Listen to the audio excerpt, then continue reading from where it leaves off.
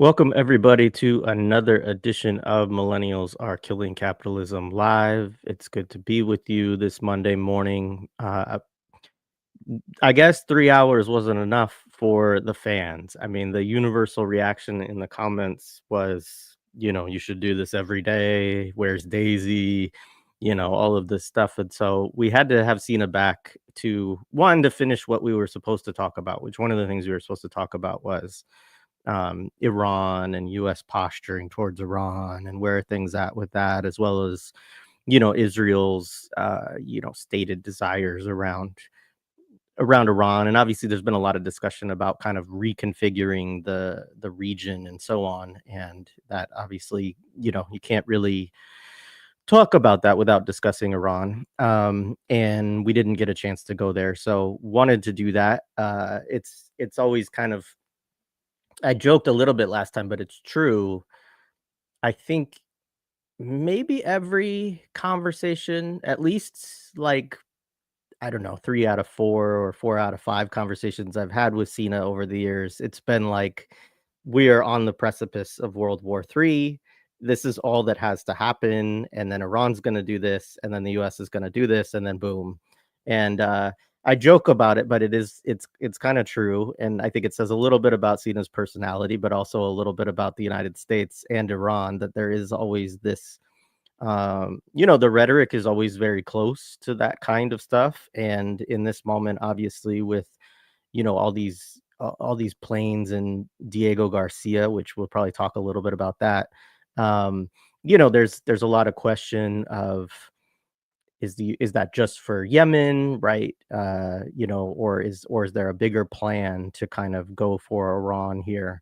And I think some of that also has to do with you know Israel trying to figure out, how does it actually end this war, right? Does it just eventually agree to a long-term ceasefire, or does it just keep going? Does it just keep trying to push the envelope? And that, I think, speaks to some of the internal dynamics there, which I'm sure we'll talk about a little bit in this episode as well.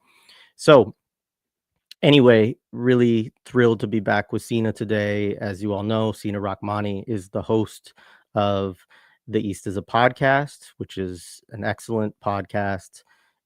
He has both a YouTube channel, which you should be subscribed to if you are not already, and a podcast feed. So, Sina, Daisy, welcome back to the pod. Hello, folks. I'm gonna try to be centered. I have to learn how to do this. Hi. I closed the blind behind me. So we oh wait, that didn't help. I'm gonna use my normal regular camera. I'm not gonna be fancy today. I don't think my laptop could handle it. I watched the video and it's an ungarbled mess. So we're gonna be normal today. We're not gonna try to be extra fancy. How are you? How was your weekend, Jay? Well, my car got stolen, but other than that, it was pretty good. Jay, I said this to I mean, he told me this, and I said this to you. It's like, what is the deal with you? Every time I check in, there's like a new crisis. Yeah, it's all right. It'll be fine, I'm sure. What was I? Oh, the other thing, yeah. I mean, I just got finished watching really important news that Gail King and Katy Perry have gone to space, and it just couldn't help thinking about the Gil Scott-Heron song "Whitey's on the Moon," and it's like this, historic all-female Jeff Bezos penis rocket flight to space, I mean, they don't even. I always think it's funny because it's like they're not really even in space. They're like kind of in this weird intermediary level that's, just outside of the kind of. I don't understand what I'm talking about right now, but it's not like they're really like in orbit of the Earth or like way up I didn't there, know that. I didn't know that Well, it's like a baby flight. it's a baby space. Yeah, and that's what all these billionaires and celebrities, they're not actually like going, it's like 15 minutes, the whole thing, Yeah, it's wow. it's like a All roller that coaster gas, for all that billionaires. CO2 just for media. Wow. We live in stupid times, man. Yeah, our stupid I guess time. this is like the American bread and circus. I mean, this relates to our topic, but like American bread and circus is a strange phenomenon because it's the most elaborate bread and circus machine ever erected. Like that's like all the power of Hollywood, all the power of Silicon Valley, all the powers combined, and they do, and this is what you get. You get Oprah staring at what is most likely her lifelong partner, secret lifelong partner that's been lied to us. Sorry, if Oprah, you sue me, I'm not accusing you of anything. This is just my own personal thesis. Please don't sue me, Oprah.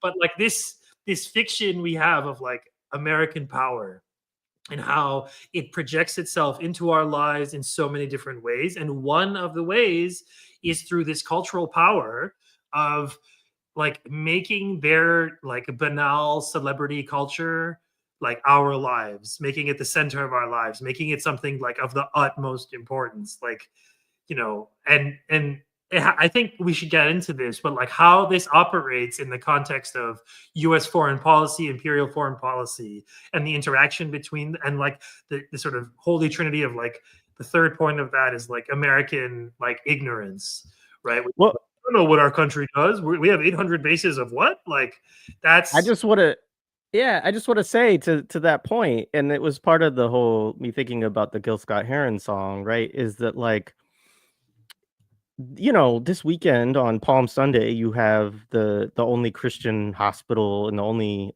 I think, operating hospital in North Gaza, bombed again by, Israel, and of course, this on the news show on Monday, if you watch CBS, which many liberals do, um, you don't get any of that. You get a like 2-hour show on Gayle King going to space. yeah. It's a podcast. Actually, they're all podcasters. This is the funny turn of events that like the American like so-called journalistic landscape just turned into podcasts, which is to say they're all talk shows, right? Like it's all just people on a stage talking. Like there's no difference between you and me. So like maybe it says something about, I mean, obviously we know it's mostly boomers who are watching that stuff anyways. So like maybe the last audience, and like this to go on our previous discussion about the possible death of the talking head interview and how it's like not enough, right? That like you have to have 50,000.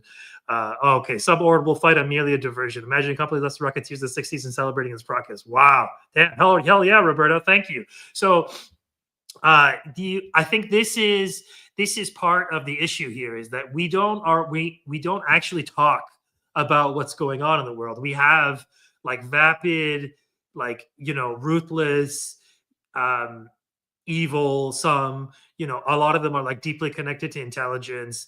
We have a class of people who just like fill our air with like just chatter, right? Like, and you turn on any FM radio station and they're like, hey, what's in the news today? And it's all just ads that are dressed up as this is what's in the news today. Like today is International Corporate Holiday of this company. Like it's all obviously just been bought.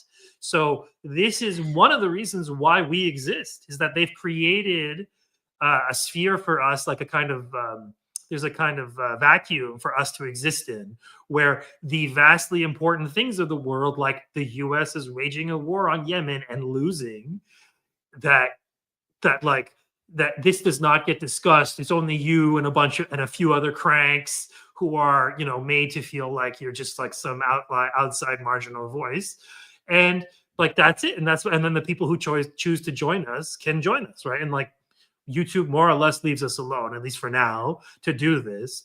But it's still the result though is that you have this incredibly impoverished, let's say populace or whatever, that just like is possibly sleepwalking in its way into third world war, into like complete like global. And this, if the World War III does happen, and honestly, I don't know. Like, to ruin the end of the movie for you guys, like I don't know what's going to happen. Obviously, you knew this. Nobody knows, but it's hard to read. And I felt like in 2020, I was like, wow, this is it. Like it's happened, and then it didn't happen. And I realized that like part of our own understanding of these things is so mediated through the breaking news and the new, what we call like the news cycle. And since we are the end users of that, it's like, you know, we are not privy to like the actual machineries of war. We're only privy to like what gets represented on screens to us. So for instance, I guess we should get into it. Of course, the question of Iran and the US, right, is immediate, is of like, oh, will they go to war? Will it, which is to say, will it be a hot war? Right? Will it be an actual hot shooting war where US assets and their biggest asset in the region, which is the little Zio ethno state, they will be in a hot shooting war with the largest, most advanced technological power of the region, with the largest population, although I think Egypt has more, actually, come to think of it. I think Egypt has more than Iran. But Egypt is a non-entity in this. Their job is to just be basically the, you know, the protectors of the Zionist entity's western flank. And that's it. Like, that's like the, or at least its land border, right?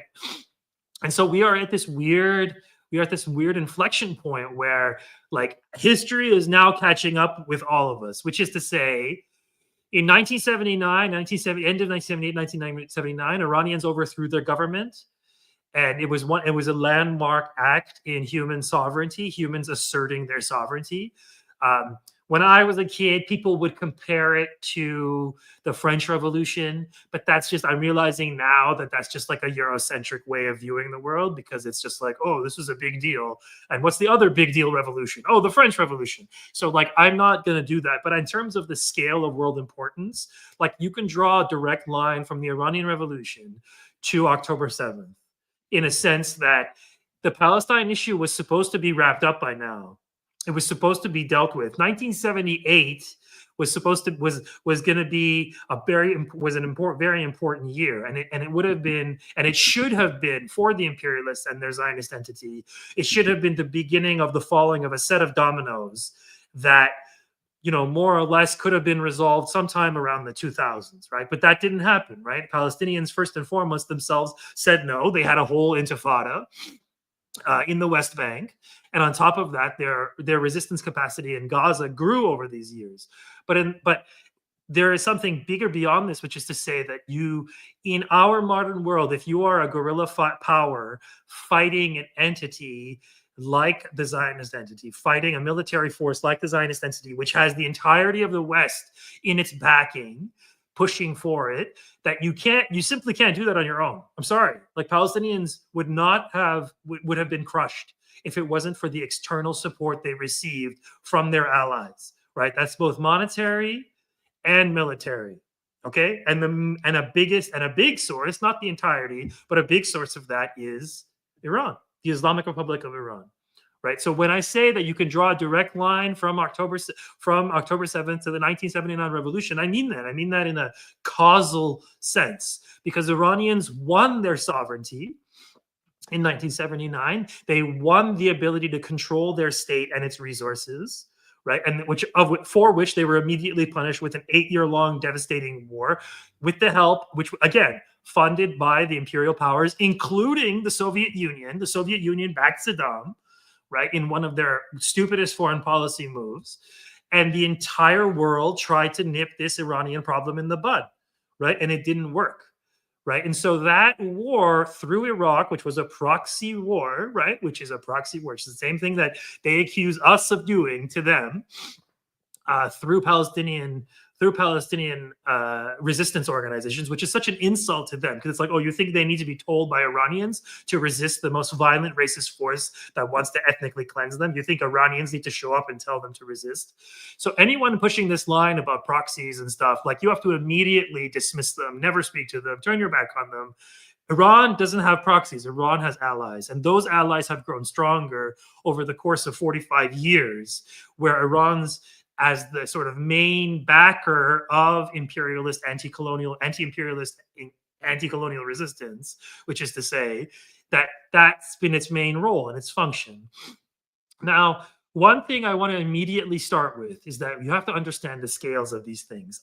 The number is escaping me. Actual numbers are escaping me, but I know for a fact that there is less money spent on Palestinian resistance by Iranians, by like Iranian state actors, than there is in 1 year of one budget, in one budget year of one of the Iranian diaspora channels. I'm pretty sure I heard that somewhere, that it's like $250 million to run either Manoto or the other one. Manoto doesn't exist anymore. What's the other one? Iran International, which also possibly doesn't exist anymore. One of them, maybe they both exist. I don't know. I don't watch them, but it's that the scales of these things are so vast, the cost, and yet the Iranian, let's say, military strategic posture is based on very little actual money, like actual dollars going through. And that's partly a result of Iran being cut off from the international capitalist finance system, right? They're besieged. Iran is besieged. It has been for 45 years. Not in the same way that, say, Gaza can be or has been for 17 years, right? The siege of Gaza began in 2007, 5, and not in the same way, however, but there is a kind of siege rule. There is a kind of siege warfare being waged on Iran, and it intensified roughly 15 years ago when the imperialists made some very aggressive countermeasures to counteract and undo the damage that the 2006 war in Lebanon did to them. Right, the 2006 war was a devastating failure for imperialists. It was supposed to nip this problem in the bud. It was supposed to, but it emerged. But it not only failed, but it backfired greatly in that it made Hezbollah the powerful guerrilla force in the region to be reckoned with. That it announced it was a major, let's say, PR coup for Hezbollah to successfully defend against Israeli incursions. So that in the midst, and so you can draw a line from 2006 also to the Syria war, which was literally, they started meetings after 2006 to say, okay, we have to solve this Hezbollah problem. And one way to do that is to cut the spine of the resistance that's connecting them, right? Which is to say Syria, the land bridge that connects Iran to Hezbollah. Right. And so that is something that the imperialists set out to do. And they used their Muslim Zionist allies in the West and the liberal allies in our diasporas in our region, a comprador army, I call them, to help sell this as revolution and help sell one of the dirtiest wars of all time as revolution. And I will die on this hill for the rest of my life and defending this. And I don't care who gets mad. I don't care if this offends you. You could come at me with any kinds of accusation, but I do not care. You are a dirty warrior if you sell what happened in Syria as a popular revolution. What kind of popular revolution requires $2 trillion of external support is all I'm going to put. We're going to put that away for now. So let me go where I'm getting with this preamble is to say that a lot of the talk around war, it's that, yeah, this is an ongoing war. This is a regional war that has been accelerated in Gaza. Gaza became its hottest front in 2023 after October 7th because of how daring and effective that commando raid was. Okay, and that's the hysteria around painting it as this bloodbath of, oh, they massacred civilians. No, it was a military commando operation that proved way more successful to the people who perpetrated it than initially thought. Whereas they didn't even realize how poorly guarded I think Hamas guys later said, we didn't realize how easy it would be to penetrate their defenses.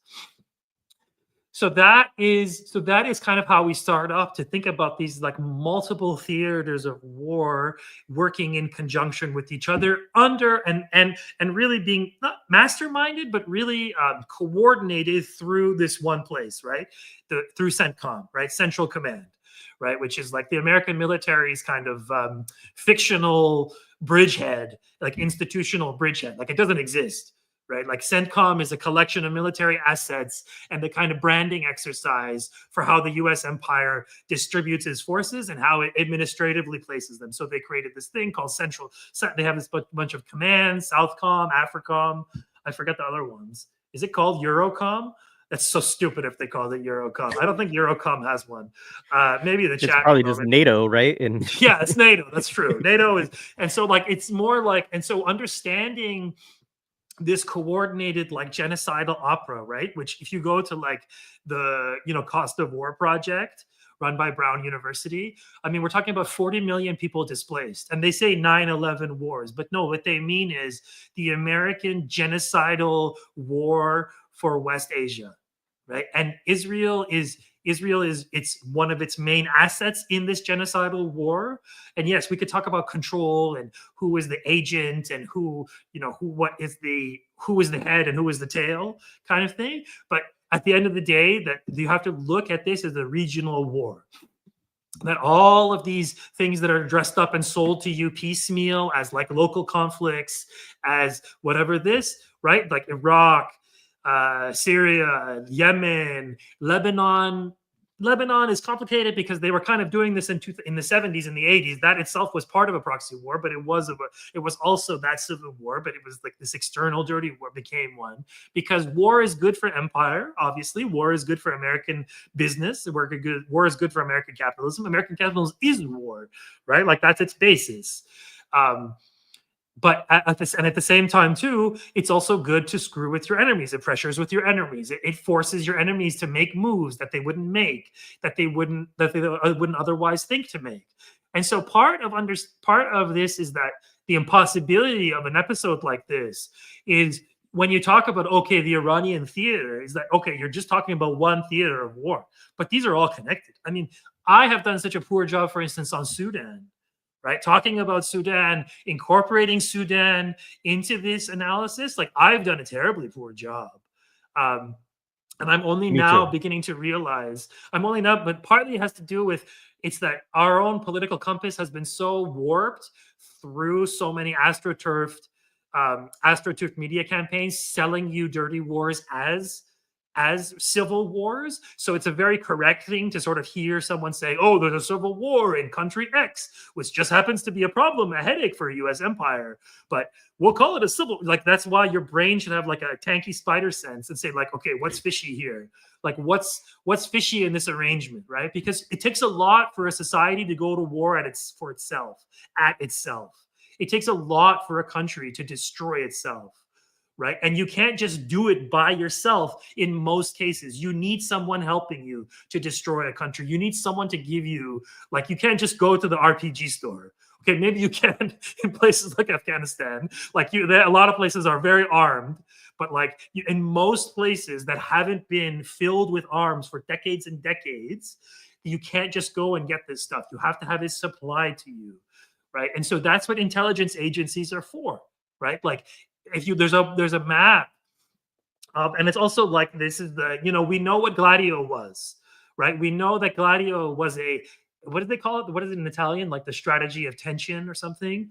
That like this is tension is how imperialists work, creating it, exploiting it, testing your enemies when you see what you do, and when all else fails, you just use the maximum amount of tension, which is war, right? Which is dirty war, right? And so you find your allies and you send them in and you pay them, which imperialists have unlimited resources towards, and then they cause damage, and it's like a game, right? These imperialists they run games.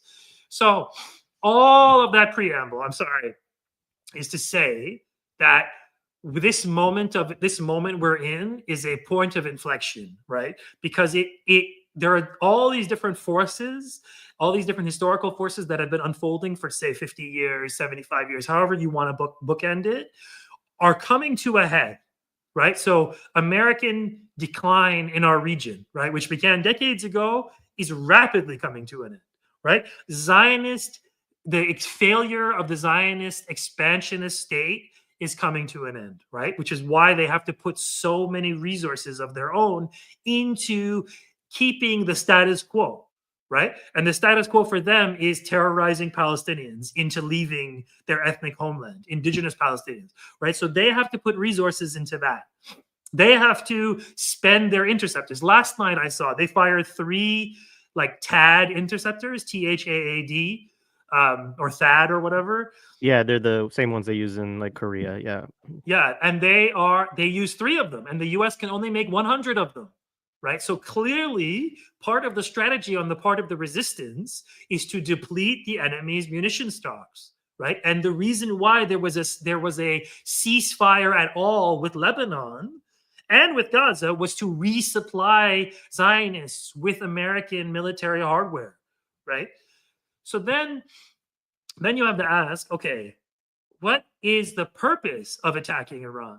What would be the purpose? What would be the purpose of doing that, of unlocking this, unlocking, like, pressing play on this insane DVD? Like, what would it be? What would it be for?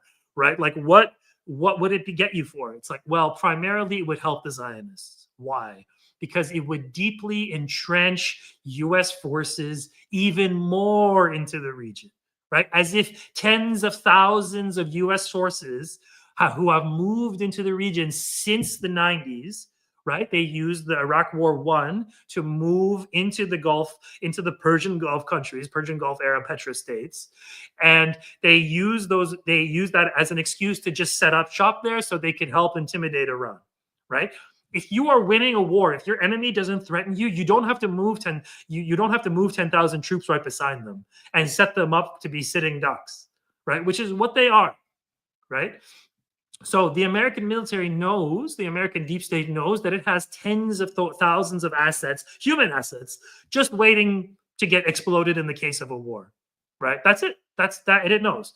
And whether or not it will sacrifice those to make some severe headway in reducing the and the question is how much in reducing the capacity of the Islamic Republic to inflict damage upon its assets, right? Which is its deterrence power, right? Which is what the dorks call deterrence power. Like, how much is the U.S. willing to spend of its own imperial hegemony to reduce Iranian deterrence by an unknown factor, right? Because if you look at Yemen, what they have done to Yemen, not just since the US started doing it themselves, of course they were doing it themselves, but when they were sending their Saudi errand boy to do it for them. And I still don't believe that the Saudis have an air force of their own. I'm pretty confident that it's mostly just American planes and British pilots and American that are just dressed up with Saudi flags and stuff. That, like, this was that the 2015 Yemen war was an American war, and it was sold as like a combined, Arab petrostate project, because the imperialists did in fact see what was coming down the pipeline if these guys Ansar Allah stuck around. Right. This is what they were. This moment exactly where like people from Yemen fire missiles, 2 ballistic missiles from Yemen, caused millions of Israeli Zionist settlers to flee into shelters. Right. Like this that's not a status quo they can maintain. Right. Like, they have a fancy lad, a Western economy. Right. You have to have to have a fancy lad Western economy, you have to have human machinery in place that keeps producing. And if that machinery keeps going into shelters and sitting there nervously twiddling their fingers, being like, oh, can we go home now? Can we go home now? Like, that's not good for them. That's not good for their morale. That's not good for their economy. And ultimately, it proves something that's very, very hard to disprove people, which is we are sitting ducks in a region that hates us. Right? So instead of Zionists should ask themselves, why does everybody in this region hate you? Like, and of course, most Zionists will say, oh, it's because we're Jews. It's like, no, Jews were in the region long before you people. Jews lived fine for a long time. Of course, there's not to deny that there is systematic or existence of racism against Jews in our country. I know that exists. But the idea that somehow you are hated because of your identity and not because of your actions, this is just juvenile. This is just people lying to you and covering it up. So that 30-minute intro of mine, I'm sorry, this is how we go 3 hours, is a kind of laying out of what's at stake when we talk about war with Iran. This is ongoing. And I don't know, there has to be, like, the Hegelian in me refuses to think that there won't be some kind of synthesis in this. Is synthesis war? Honestly, synthesis is like the only way. War is like the only synthesis I can come up with to figure all this out. Because you're back at that problem, right? You're back at the Joker problem. It's an unstoppable force meeting an immovable object, right? So the unstoppable force is Palestinians resisting their occupation.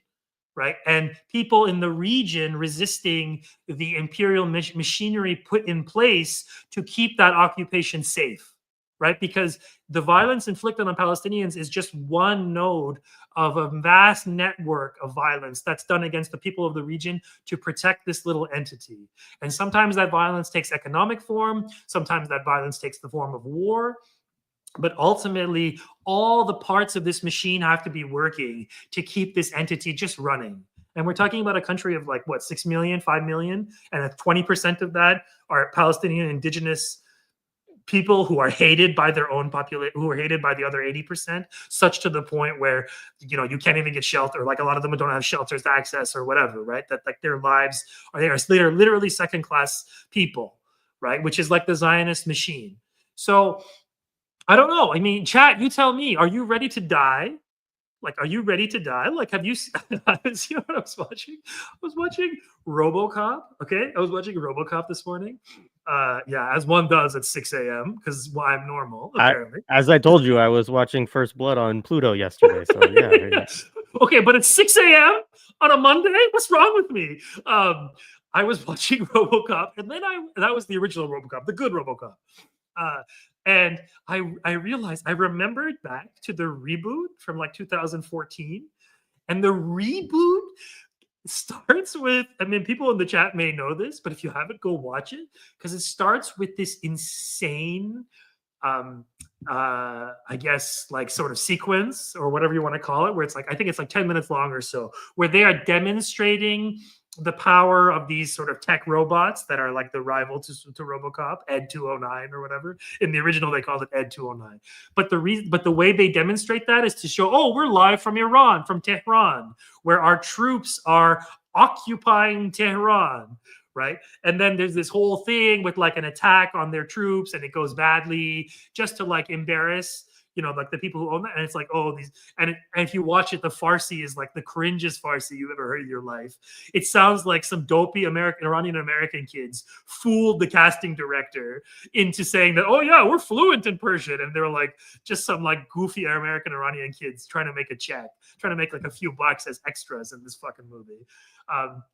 And so like this fantasy that operates at the heart of like American imperial power is that, oh, our enemies are weak, we can take them, it's just our own stomach that stops us, right? That like the thought that you could have an occupied Tehran, right? It's such to the point where Americans are just living peaceably and they're occupying Tehran. Like you are like, I think the lessons of the Iraq War didn't make it clear to the American people that like even a weak, starved, like demilitarized country will still inflict heavy pain on you and will still cause you to die and send home thousands of people, legless, armless, eyeless. Like this is not a game, and American power is weakening by the everyday.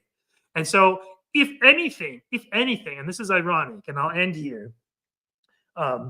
If anything, we are closer to war, if only because the American empire is weaker than ever before. And I think weak empires make stupid moves. And if clearly Trump and his gang are happy to sacrifice American economic power to just satisfy their own band of cronies or whatever. They're happy to do that, right? And so, like, what would stop them from destroying their military power? What would destroy? Like, do you think they care about Joe Schmo Sanchez sitting in Al Udeid fucking base? Do you think they give a shit about like little fucking Timmy from Idaho sitting in fucking like what is it? What's the base? Al Assad or whatever it's called in Iraq? Like, they don't care. They don't care about like brain injuries. Right. And so that's the only thing that scares me, is that this is an irrational empire. It's cornered. Its influence in the world is dying every day. Its economy is in ruins. American life has never been this insecure, let's say, for this many amount of people. People living in cars. People can't pay their rent checks. Like the recession is just starting to. I mean, we've been in one for a long time, and they don't call it that, but because the stock market goes up and whatever, they don't talk about it. But now it will catch up to a certain sector of the American ruling class. And my fear is war is a lever they pull to fix these problems, right? But and oftentimes you can do that and it doesn't have consequences for you. But this time it will. This time it will have very dire, severe consequences for the American people. Like there won't be a petrodollar. There won't be shipping through like a huge chunk of the world. Like there will not be, like you will go to the bank and they'll be like, sorry, no money. Like you can't fix that problem. You can't fix this problem. You can only make it worse by blowing it up. And I mean, that's in a lot of ways why I am always inclined to think that this won't happen, right? Is because the United States just kind of knows that. But the problem with that thesis, right, which has been my viewpoint a long time about the US engaging in direct hot wars and so on. Um, I mean, it's kind of a continuation of what did they call it? Vietnam syndrome, right? But obviously you have the post 9/11 moment where you get something where more troops are certainly, placed in kind of hot war and so on. But even post that, again, I think there was kind of um, just a move to try to limit that. There's even when you read the counterinsurgency folks from the 60s, thinking about the lessons of Vietnam in kind of real time, and Vietnam is included in this, they're like, the way that wars are going to continue be mostly fought is through either insurgency or counterinsurgency. And what they mean basically is we're going to get proxy forces. We're going to send special forces in to train, domestic, militaries, Ukraine, Syria, compradors. yeah. Yeah, yeah. Um, and I mean, even Iraq to some extent, right? After the beginning of it, the overthrow of Saddam and all of that, like it's like, how do we train up certain forces to do their own internal policing and so on? Um, and I mean, to some extent, this is also how you get something like the Palestinian Authority, right? Like this is the viewpoint that they try to take is we want to set things up so that somebody else is fighting for our interests. Um, but it's interesting because I do think that since October 7th, there are kind of cracks in that, you know, Israel obviously has provided most of the ground forces and the people who would put themselves in harm's way with regard to Gaza or Lebanon, right? Or the people who've gone into Syria. Um, and obviously there's a lot of back and forth between Israel and Yemen, but the United States then has actually joined that, right? They're actually bringing aircraft carriers over there, flying flights, using drones, etc. Um, and so I don't, and especially with the current US regime, like it's hard to sort of take anything completely off the table. And I think it's somewhat the way we felt in 2020 with the assassination of Qasem Soleimani and the way that the conversation that we had in that context, of but I think that the tricky part is, Iran also practices a form of kind of strategic patience, whatever you want to call it, like a sort of they take actions in retaliation for certain actions against them. Obviously, as you said, they have been a backbone of resistance forces in the region, um, but they also practice a lot of kind of like, well, let's try to maintain a certain threshold to this so that we also don't bring down a whole bunch of terror upon our own citizens and so on, Iranians. But I don't know. I mean, I really don't. I mean, it's clear that there's a faction within Israel which would like to see, Iran removed because they see them as the source of the problem or a primary contributor to the problem that they face. Um, and but that's also balanced with, and I'm sure you saw this stuff this past week or whatever, of like a bunch of military, maybe like all these people saying like, we want this war to end. Like we're not meeting any of our goals. So yeah, It go was ahead. Air Respond to Force what I'm saying. reservists, I think. I think it was like Air Force, like 900 Air Force reservists, which is like the most important sector of their military, because Air Force is like the only power that they have that's like uncontested, right? That they Yeah. and that's primarily how they're waging their ethnic slant. Like they can't force Palestinians out, so they could just kill them from the sky, like, which is also how their American masters do it too, right? Like if you look at Raqqa was on the ground fighting. They used their Kurdish like proxies, and They bombed the shit out of Raqqa, right? Like from the sky. So this is just how Americans wage war. They do it from the sky. But here's the problem, right? Like that game, two can play that game, right? And so the latest news, for instance, is that the Yemenis have been hitting U.S. hardware. Like the USS Harry Truman, like the U.S. empire admitted that they had to take the U.S. Harry Truman out of commission. Okay, like that's a major loss. And that's to a country that does not have the deterrence capability of Iran, right? And so now the question is, I mean, you can, the anti-Iran people will be like, oh, Iran is using its influence. Iran has, it uses Yemen as a base staging operations or whatever. But first of all, if that's true, then what does the U.S. do with Israel? Like Israel's entire existence is a staging operation by that logic. But it's that in alliances you have power, you have parties that have more powers than others, but some parties have better geography than others, and so and they also have their own things to contribute aside from geography, which is people. Right? The Yemenis have millions of people who stand up against imperialism. That's the most important thing. Like Iranians, Yemenis, Iraqis, Lebanese, Palestinians, they have people power first and foremost, right? They have the people on their side. They're not like Syrian fucking goon, fake takfiri, like mercenaries from fucking from Eastern China or from Chechnya or from fucking Jordan. They're not like foreigners. They don't like Hamas doesn't have an international recruitment campaign for soldiers. They have an orphan army that consists of people whose parents were murdered by the entity who's strangling them and starving them and chasing them out of their homeland. So of course they're going to resist. So it's so like if Iran doesn't have the resources to buy its allies the way the U.S. does. Iran cannot bribe like Palestinians into doing what they want them to do, which is the way the U.S. does with its imperial cucks, right, regimes. I mean, mind you, they also have the ability to like erase these countries, right? Like if Saudi Arabia doesn't do what it's told, it won't. The monarchy won't exist. They'll coup it overnight, no problem.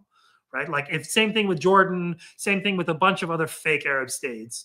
And so like that people power is something that has been that like those rely on, right? Like that's not something you can just dismiss, right? That like millions of Yemenis, like millions more, by the way, than us, and like more people in Yemen protest in one day, in one afternoon on a Friday than everybody here does since the beginning of this, right? So like, if you're talking about dedication to a cause, they are dedicated, right? And you can't bomb dedication, right? Like that's the lesson. You can't bomb dedication out of existence. You can bomb people who aren't committed. You can bomb people who are getting paid to do it. You can bomb small groups that don't have a huge popular base, right? That don't have the ability to refresh its recruits. You can do that. You can destroy them, okay?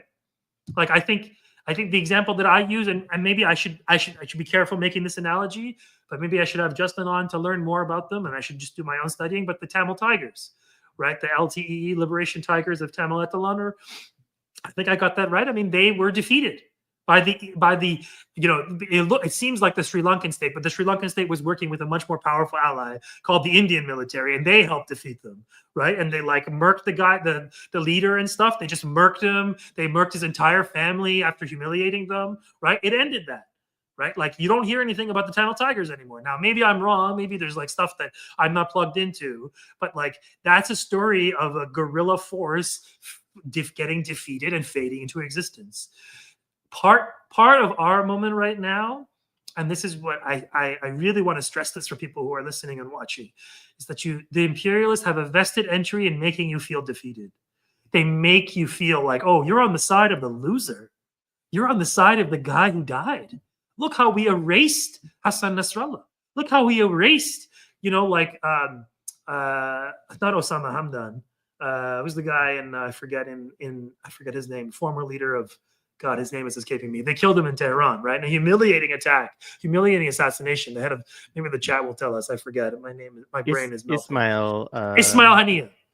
Ismail, thank you. That's like that. They killed him, right? And so, but then here's the thing: they've had like for 45 years, or like for decades now, let's say, like important leaders have been assassinated. Important resistance leaders have been assassinated. But here we are, right? Like here we are now. An important leader like Hassan Nasrallah to Hezbollah has never been like that was a first, I would say, right? But the fact that Hezbollah was able to defend against this incursion into Lebanon, that the Israelis could not get anywhere close to where they could get in 1982, is a sign that they failed. Right. And so they had to resort to war crimes. Right. This is the Israeli machine. This is the Western imperialist machine. They combine war crimes with regular warfare, and regular means every toy on the planet, every expensive, every sort of advantage you could give yourself. They have that. Right. In like 2006, I remember I saw some Israeli troop talking about it like years afterwards. And he's like, oh, I think I can say this now. It doesn't matter. But we had a tank that made no noise. Like it just hovered on something. Like they had that ability, right? But they still lost in 2006. Like a fancy hover tank still lost against like Lebanese farmers. Okay, they still lost. And that's partly because of the cornet, right, which was provided to them through Syria with the help of Syrian weapons scientists, and built and given to, and paid for by resources of the axis of resistance, right, which was a term coined again, like CEDCOM. It's a branding exercise.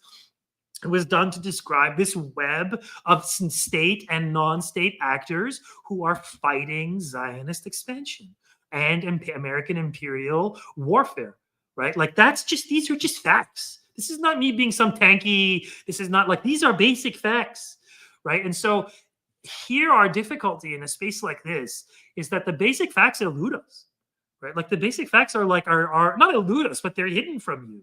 So like the actors themselves are like the basic actors. Like when you say Hezbollah, you're talking about farmers. You're talking about guys who have sheep. Okay. And in their spare time, they're trained fighters. They're elite fighters, some of them, especially the Radwan guys. Like this is an indigenous resistance force. And if you don't like it, if it offends you, it's because you watch too much Western like TV. Like you watch, your brain is filled with Western lies about these people who then like valiantly defend their homeland. Like there's a picture of this Hezbollah guy, this, martyred Hezbollah guy. His feet are, his body was decomposing into the land. Right. The fact that like indigenous groups over here, with notable exceptions, like the one I proudly work for, Red Media, Red Nation, like the fact that indigenous groups weren't interested in that picture, like tells you a lot. It tells you a lot about the nature of of what's allowed to be spoken here and what breaks through, because that image was very moving. I should find it and send it to you so you can show it. But these are like the stuff that like national folklore is made of. These scenes, the scenes that are unfolding in Gaza, right? Like just this morning, they ambushed a bunch of terror soldiers, like a Qassam, I think, ambushed some terror soldiers in Shujaya somewhere, and they took some out. They sniped another one. Like these are heroic scenes of anti-colonial resistance, and you are not allowed to even share them. Right. And so in the midst of all this, you have to remember our position here is that we are fighting from like supposedly the obliviated place, from the place of oblivion, that like we're not allowed to speak about this stuff. You're not allowed to post Hassan Nasrallah's face, for God's sakes. Like they're afraid of his face. Okay. Like you can put Bibi's son face, you could put anybody's face, you could mutilate everybody's face digitally, anything, but you can't put this humble man with humble origins who rose to be the most important figure in one of the most important non-state actor organizations in the world defending indigenous people's rights. Okay, and you can't put his face on Instagram. Like they'll instantly ban you because it's a dangerous organization. Yeah, who's it dangerous to? Who's it dangerous to? It's dangerous to your fucking imperial system. Okay, so like that's like, this is where we stand. And I honestly, like the thing that like I know like the rational part of me is like, oh, the US isn't crazy. The US isn't crazy. Why would they end the petrodollar? Like, remember the Aramco attack? Like, I mean, the Aramco attack was devastating to Saudi Arabia. They lost, I think, 50% of their production capacity or 40% of their production capacity for months. And that was with a few drones sent from Yemen. Imagine what you could do with an arsenal from Iran, right? Because Iranians have said, in the case of a hot war, all American assets are up for grabs, right? Like in theory, okay, I'm not saying this is going to happen. In theory, like Iranians could make Qatar Iran again. like in theory. I'm not saying it's a good thing. I'm not saying it's a bad thing. But like if you want to play a game of war, the US has way more to lose than Iran does. I mean, Iran has a lot to use. We have 88 million people, and those people I consider precious. But like the US, obviously, the only way you can hit them, like obviously the US doesn't care about its people, it never has, never will, and it only cares about its precious little assets, imperial assets, and those go up in smoke on day one of the hot war. You know, it's done. It's done. There won't be American Middle East again. CENTCOM, more like Cent was, okay? Like it won't exist. Like, and you'll have like funerals, you'll have like they won't even be able to get their corpses back to the US. Like the and we had this conversation last time. I should stop because we're gonna get censored, but we had this last conversation last time about like the response to the death of Qasem Soleimani, that the Iranians hit this plane with which they say contained the equivalent of Qasem Soleimani in there, which was this guy named Ayatollah Mike, who retired from the CIA afterwards. They had a retirement ceremony for him. Of course, he was nowhere to be found. But like the corpse and stuff that they show, that they published online, the US has never acknowledged it. Nobody in our media class has ever said, hey, the Iranians released a corpse. Who was it? Who was this corpse? Like, who is this dude of ours who's clearly dead, who was clearly roasted to a husk like a fucking chestnut during Christmas time? And like, it didn't bother them. It didn't make the news. Like the plane crash did, and then they blamed it on the soldiers. They said, oh, it's pilot error. Right? It's like, yeah, the pilot error of running into a fucking Iranian missile, of like an anti-aircraft missile. Yeah, sorry. Like this is madness. And so it's not like the hard thing about this conversation is you're a rational person. I mean, I'm sorry, I'm mostly rational most of the time, but like I'm a rational person trying to do rational analysis. But we're talking about irrational actors. And these are not and like Trump destroying the US economy is irrational, but it has irrationality to itself.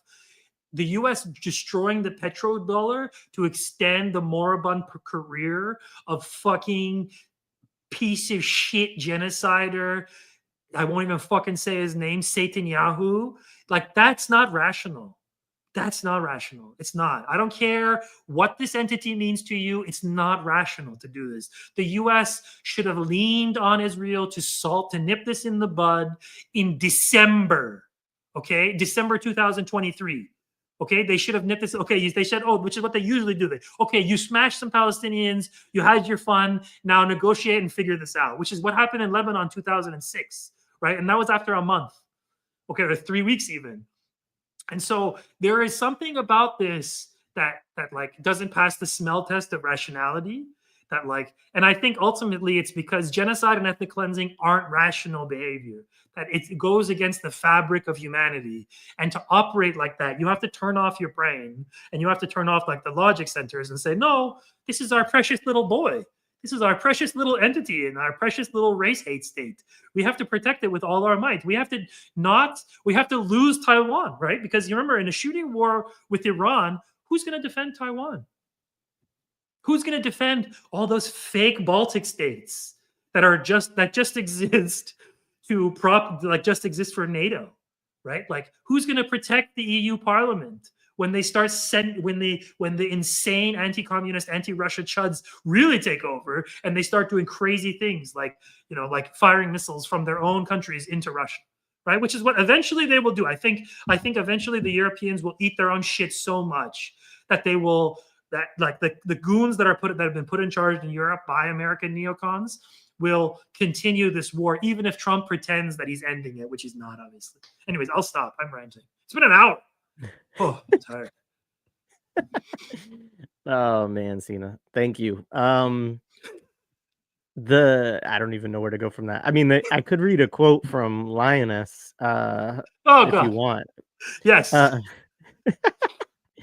So I talked with Alex about this particular quote. I'm trying to remember if this is in season 1. So for folks who don't know, you can go watch the conversation I had with Alex Avina last week on this show, Lioness.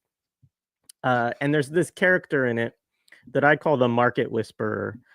His name is Errol. He's the husband of a senior leader within the CIA, right? And the CIA is about to do an operation where they send in a woman to probably kill herself, but to also kill, most importantly, her mission is to kill this guy who's described as the bank of terrorism, essentially.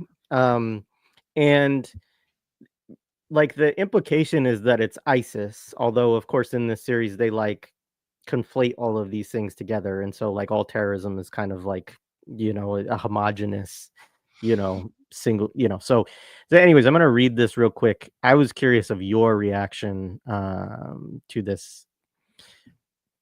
So Errol says this is so Kate is the CIA person.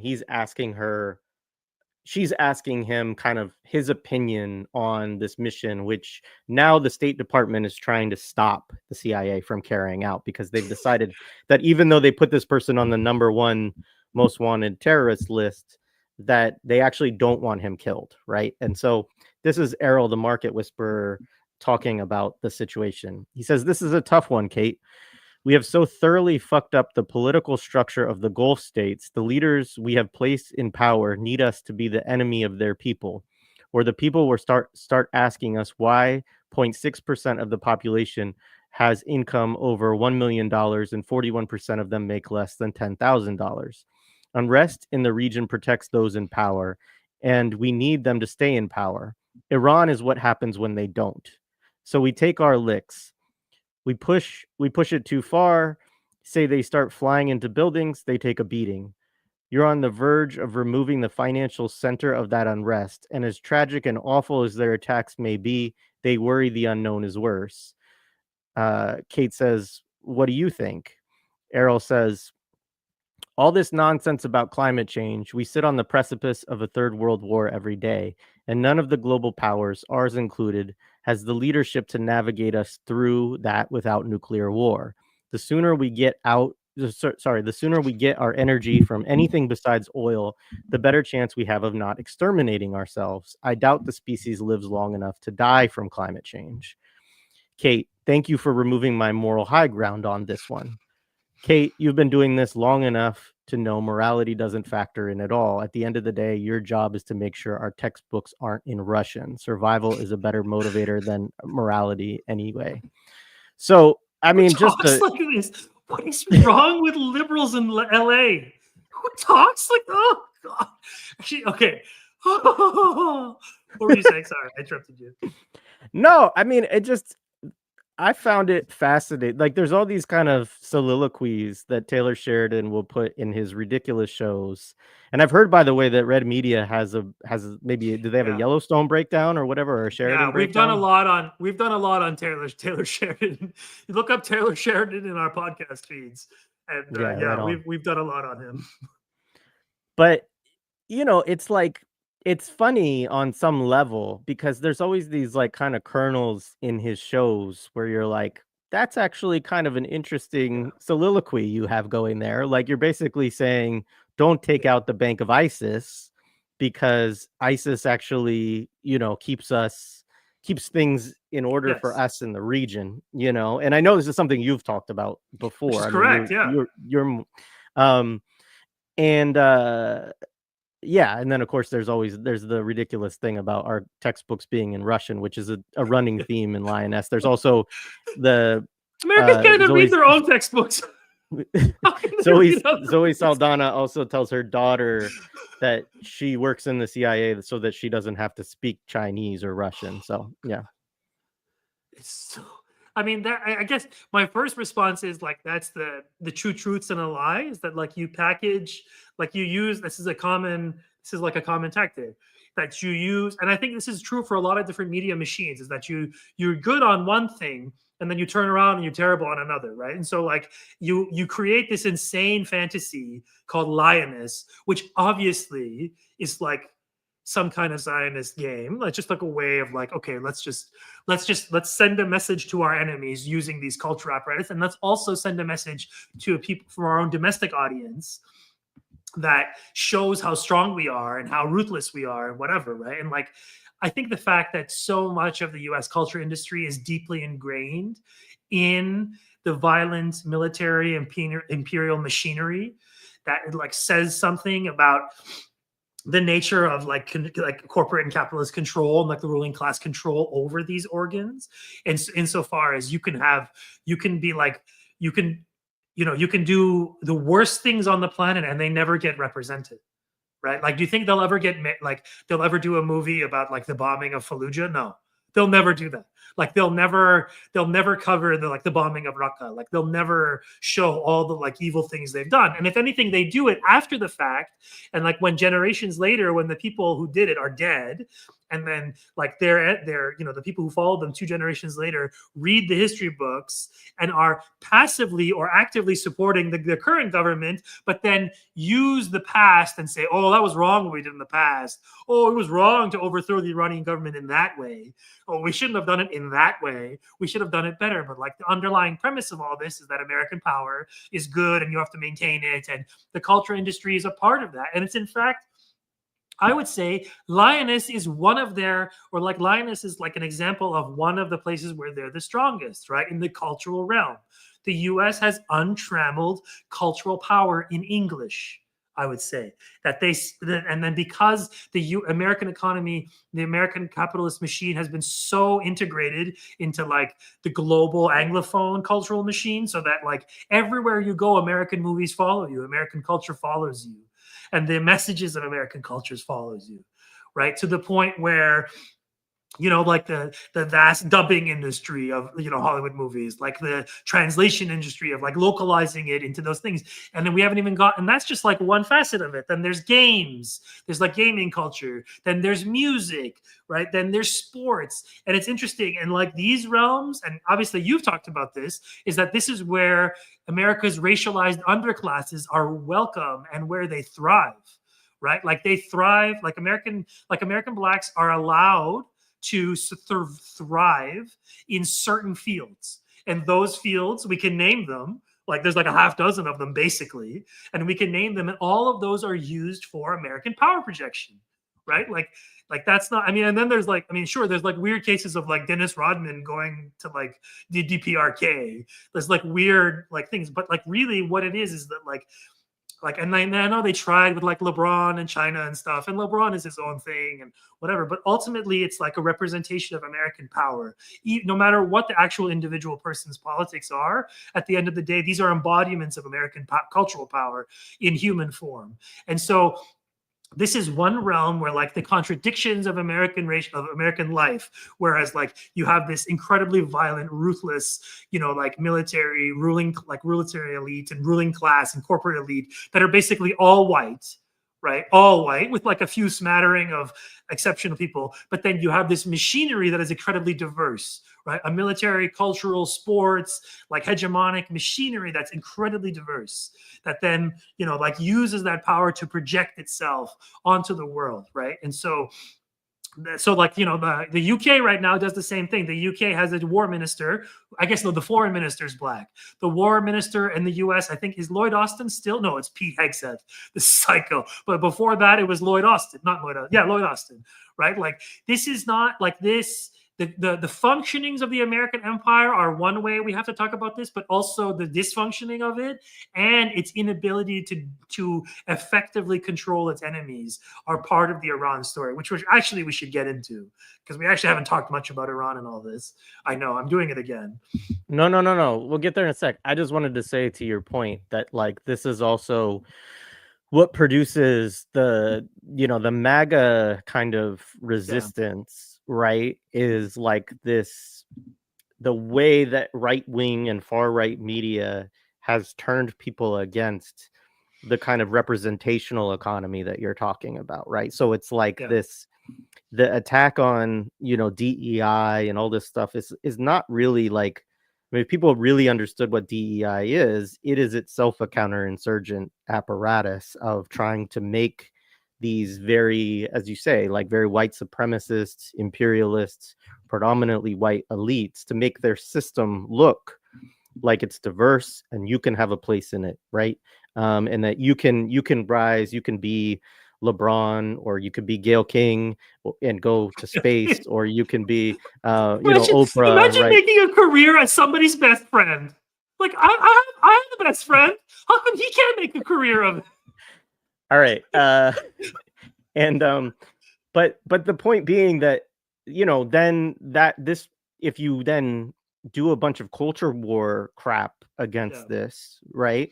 Then you get Pete Hegseth, and you get yeah, Marco Rubio, and you get, and so, yep, those are the two things that happen at a kind of, the duopoly party, is that you have one that wants a diverse neoliberal, very authoritarian still, very imperialist still, state apparatus, and you have one that's like, no, like, we need the white people back in charge, yeah, we need the people with yeah, the Ivy League educate, I mean, it's really, yeah. there was something that I saw, try to find it, but it was like a very much a, uh, it was like an Anglo-Saxon comment recently, like a, we need the WASP deep state back kind of thing that's going on. I'm gonna see if I can find it, because when I found it, I was like, It this never is left. Don't worry, fascinating. bro. It never left. No, no, I know, but like, I know, not you. I'm saying but together. this is they don't want the Lioness deep state, Yeah, right? They don't want Zoe Saldana and Morgan Freeman yeah, and Nicole Kidman running the deep no, state,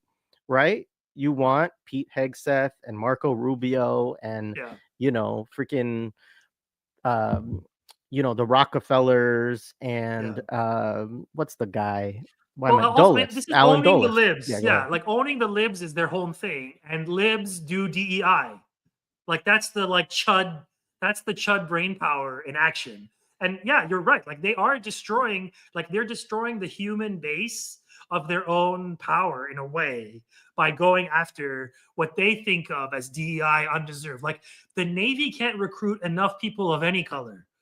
And they're gonna like people who aren't like they're gonna turn away trans people now too. Like they'll take anyone they can get. They don't care. Like the Navy itself, right? But like if and this is the same problem the Zionists have. The Zionists don't have people. They don't have people. They have munitions, they have bombs, they have planes, they have pilots, but they don't have people. And that's like something that kills them, which is why they have to kill our people in such great numbers, because people power at the end of the day is one way their enemies resist them. And yeah, this DEI stuff is hilarious because neoliberalism likes diversity, right? It likes diversity, performative diversity, because at the end of the day, white supremacy is not like having white people in charge and having them pull on the same rope. Is that it's not like that it's better to incorporate non-whites into that system and use their talents either for like and for your benefit and give them a bit of the scraps than to push them away. And neoliberalism helped bring that era, helped usher that era into existence. Like I actually think neoliberalism is a more diverse project if we use that list. It's just that liberals made it their entire personality. And so the chuds, whose only personality is owning the libs, are now going after the thing they think is giving liberals power. Like that's how stupid the American empire is. That like its belligerence, its belligerence wage this endless cultural war. And sure, like is the US actually dismantling its imperial machinery in the name of DEI? No, I don't think so. But is it messaging that it is? Is it just showing that, oh yeah, we're not gonna have black people in Disney movies anymore? That it's Joe over for that era. Like this is not like, yeah, exactly. US State Department urges staff to report anti-Christian bias. Right? Because Right. partly what's happened is that this is the language that liberals adopted in the last 30, 40 years about representation and the importance of good representation. This is something that irks the chuds and it makes them angry. And because because racism is like the center of their project, which is why they like Zionists so much, by the way, that going after them, that like going after people for being racist is something that's like the worst thing you can do. So to the point where when Trump was elected, they were like, let's let Derek Chauvin out. He's our hero. Like I saw that on Twitter, right? And At the same time, we should also say that like this is partly a result of Twitter being purchased by an open white supremacist from a previous liberal white supremacist who like was smart enough to hide that aspect of whatever personality. And even then, like, is Jack a racist guy? I don't know. Jack Dorsey or whatever his name was. Is he a racist guy? I don't know. I don't care. But they had a deep investment in a certain kind of racialized project that is no long that has been inverted in the Elon era, where every blue check mark is basically David Duke, like praise for David Duke, and like every comment under every reply is KKK, I love Hitler 88, right? Like this is every comment, and they're the top comments, right? So like reply boosting, which is a way because it's one of the things you get from being a blue check mark. It's just as we said, this is just a manifestation of like Twitter being a full money laundering corporation, just operation to just launder Saudi and whoever else's money into Elon's pocketbooks and the US deep state and Silicon Valley because they were losing money. Right. And so like they bribed Jack with $40 billion of Saudi money to pay for this stupid website that very few actual humans are on. But because a certain class of humans are on them, that it's important to sort of control that, then they, then they say, okay, whatever. But this DEI thing, I think as you said, it's culture war. It's red meat to their base, as we say. It's just something you can own the libs and you can watch. And it's like actually a perfect economy because you can do the thing to trigger the libs and then you watch the libs get triggered and celebrate that with your allies, right? So it's actually a win-win for the Chuds, this stuff. And like libs will of course like panic and like, okay, because this is their moment to panic because this is the nature of the American media machine. Like one side is in power, the other side panics and then they switch seats and then they become like apologists and quiet and oh, everything's going great. And then they lose because everything gets worse and then they change it again. So like this is itself part of the game of like the American discourse trademark, whatever machine. But because American power is rapidly declining, these are now heightened. We're seeing them more. And so the trade war stuff, the sending people into extermination camps, concentration camps, highly theatrically abducting them off the street, which is what they were doing before. But now they want libs to talk about it. And libs are talking about it because it's not their guy doing it. So it's okay to talk about and be offended by it. Right. So like this American, the difficulty of our moment is separating the representation of all of this stuff from the actual things on the ground. And so maybe, sorry to be the host, but maybe we should actually go into the actual ground things of what's happening in Iran because, well, not what's happening in Iran, but what's happening in the region. Because we were supposed to talk about Iran. There's very, very little Iran in any of this. Whew, I need a break. I need to stop. My brain is talking too much. This is too many words. Well, I've been talking like an hour and 12 minutes. This is ridiculous. Well, what I'll say, so to go there to get us to that kind of discussion. I mean, so there's a lot of things going on right now. You have these negotiations with Iran about, a new nuclear deal, allegedly, which is being, their proxy negotiations, but obviously, the US and Iran are participating in them. And it's, of course, funny on one hand because Trump tore up the nuclear deal that Obama had, which is probably some version of that is what he's now trying to get back in place.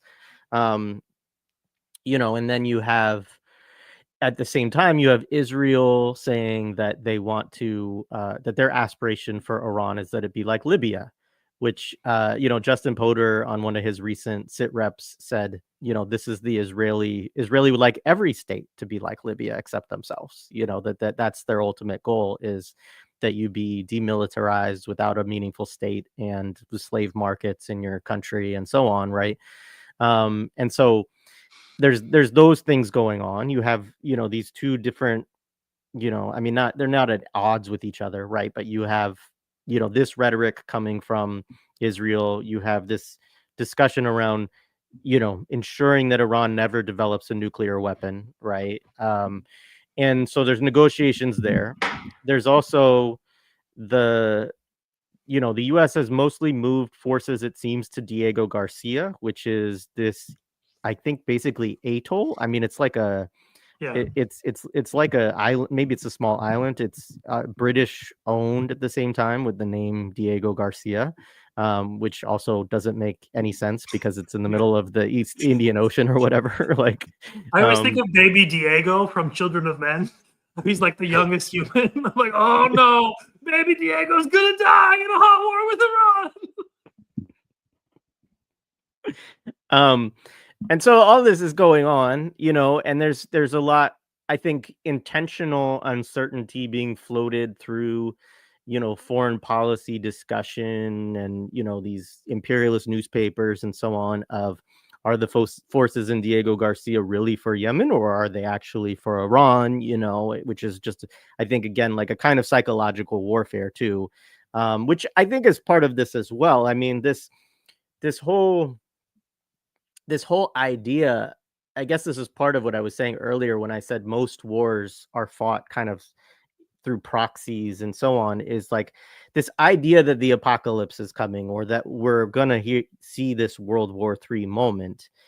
I think in some ways just misses the nature of how most wars actually take place at this point, which is, if it's hot in the global south somewhere, or in Yeah. some state that the United States doesn't really care about, like Ukraine. But it's not going to be, you know, mostly the idea or the calculus from US has been that it will not be played out in the United States, right? Or it won't be played out in Western Europe or whatever, which obviously they don't totally control, but that's their projection of their own power and so on. Mhm. Um, so yeah, so talk about what you think in terms of where Iran is right now, and that component, and yeah.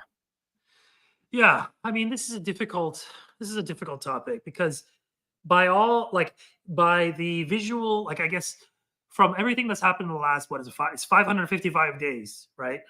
It's part of the difficulty of this moment is being able to see um is be able to like look through the rubble, right? Because you see the rubble, right? Like this is the most violent bombing campaign ever, like ever existed. Nothing will ever. They've nuked it multiple times by now in terms of tonnage, right? An area of 300 square kilometers, something like that. They've nuked it multiple times, and there's never been anything like this. And so it's difficult for us to sit here where we sit and look at that and say, yeah, there's a lot of big things in this, because that's imperialists. The way they show their power is rubble, right? It's like that Benjamin quote. It's like the angel of history, watching history's like it's backwards, looking at this, like it's facing backwards, going forward in history, looking backwards at this ever increasing pile of rubble behind it, and suddenly a gust of wind comes forward and it gets pushed forward, and it's like gets this rubble is grows even bigger. And so it's hard for us to like be the angel of history and like read that rubble and look through it and see past it. Because yes, if you look at the devastation on one side and you look at the devastation on the other side, you would say, oh, they're losing. Like, oh, Palestinians are losing. They've lost possibly, I've heard estimates of 500,000 people. I mean, I don't think it's that much. Trump suggested that much once, that maybe that was one briefing he got, but it's somewhere in the range of 100 to 500,000. I mean, it's at least 100,000 by now. This figure from the health ministry in Gaza, unfortunately, is just like what they can physically count, and they don't have the ability to check, and they like it won't account for. And to think of all the lives displaced, I mean, it's mind-boggling. This evil, we've watched an evil thing that will stay with us for the rest of our lives. That we will, God, for like if we're still alive in 30 years, you and I, Jay, if we're living on the same compound, in prison maybe, or in our own compound in our free state of Daisia, we we will like we will think back and be like, wow, isn't that fucked what they did to Gaza? Remember those scenes we saw in Gaza? Like, because I mean, maybe worse is coming. I don't know, for our species. Maybe worse is coming. I want to believe, and I hope, and this is perverse to say, I hope that this is the worst our species will have ever seen. Because to get worse than this, what we've seen in Gaza, I mean, it's I don't know. Well, And on top I of mean, that, I yeah, would go ahead. just say that in some ways, I think they're I mean, you think about 6 million people being killed in, like, the Congo in the last 20 years or whatever. I mean, in a lot of ways, there are even worse things. It's that we don't for a variety of reasons, we don't have the imagery and association with those things that we have had with, the genocide in Gaza, So I always just Yeah. kinda like to remind myself of that, which is not a comfort at all, but it's just No. like that this whole system is just built on kind of this, industrial scale destruction of human lives. Yeah, and I don't think I think I mean I've actually struggled with this too, because at the beginning of this I was trying to do what you're doing right now, and I was trying to say, like, okay, we have to situate this historically. Like, yeah, the Gaza Holocaust is one story of like a whole like encyclopedia of colonial violence, of apocalypses that have been unfolding for centuries. Yes, and this is one case of it. But I don't think there's ever been a settler colonial entity like the Zionist entity, and I don't think there's ever been an empire like the U.S. And that unique formation of Tel Aviv, Washington, where you have a band of psychotic, bloodthirsty psychos who are hell bent on not just I mean, really, they're maintaining the status quo, but really, what they're projecting is expansion. But they can't expand. They can't. They're not going to be able to stay in Syria. They're not going to be able to stay in Gaza. They can't. They can't stay. They can't. They don't have the people. And I'll say this again: they don't have the people to accomplish what they want to accomplish. So they use air power and the U.S.'s siege power to starve people into leaving their homelands, right? Which is like what they've done to like a third of Syria by now, what they've done to a ton of Lebanon, less so in Yemen, less so in Iraq, right? Like, but ultimately the goal is to have the people of the region flee or die so that imperialists can take the land and the resources and control what's left, the populations that are left over. This plan is not working. This is the first thing we have to say. The plan is not working. This is why they have to send all their resources to Baby Diego, because Baby Diego and that force projection is all they have. Okay, like that's that. But you can't control countries just by airplanes. You have to go yourself, or you have to send mercenaries. They tried that in Yemen, it didn't work. They tried bribing Saleh. Saleh did it like a last minute thing. I mean, at the end of Abdullah Saleh's life is an interesting thing, because he tried to do the thing that Erdogan always does, and what he had managed to do up until then, which is play all sides against everybody else and be the survivor. But Ali Abdullah Saleh couldn't do what Erdogan does, or at least his time ran out, because at a certain point, his belligerents, his erstwhile allies, known back then as Houthis, actually by then it was Ansar Allah, refused to participate in his game. And what did they do? He challenged them. He tried to go back on their alliance, and he paid for it with his life. And the Yemeni state is now a result of a government that is more popular than his, that has people power behind it, that that they can't solve that problem. So the Yemen problem is not going away the way that the Iran problem isn't going away, the way that their Hezbollah problem isn't going away, and also the way that their PMF in Iraq, the People's Mobilization Forces, the Hashd al-Sha'bi, this is a problem. These are peopled forces that simply won't go away. And thanks to the Iranian arms industry, which isn't big, which is like a fraction of the size of the US empire, but because the Iranian arms industry has the resources of a state behind it, of a rich, powerful state, mind you. Sure, it's been impoverished by years of sanction and achieved, but it's rich in people, it's rich in education. Iranians around the world supply countries, hundreds of countries, Iran, the Islamic Republic, I mean, supplies Western countries in particular with an immense amount of cheap, educated labor, right? So this is one facet of all this, is that they can't stop the reality, which is Iran has the ability to end American dominance in the region. Okay, that's fact one. Okay, it has that ability, and part of that was proven on October 1st last year, when Iran acted, which Iran, after days of telling them they would, said, okay, we're going to attack you, we're going to attack you, we're going to respond to the attack you made on us, and we're going to attack you in retaliation for the assassination of Hassan Nasrallah, but also really for the attack on Ismail Haniyeh, right, into Iran, which was a brazen attack, right, which is what Zionists are good at. They're good at doing stuff like that. And a country of 88 million people, it's not going to be hard to find spies and people to do that dirty work for you, right? Especially with a large, porous border between all these enemy countries that, like, you know, you can't control every single human being. You can't, right? And so you can do these things to project power, but it doesn't change the fact that in a hot war with the US empire, all of America's power disappears. All of America's power resources, its ability, it's the resources, its critical resources in the region, they disappear, right? The planes, the drones, the anti-aircraft defenses, which are extremely expensive, the boats, the aircraft carriers, I forget the people, as if they care about the people, right? Like all these things go, right? What happens next? Like what happens next? And there's something that I want to say, which I don't like saying, but that's when they nuke us.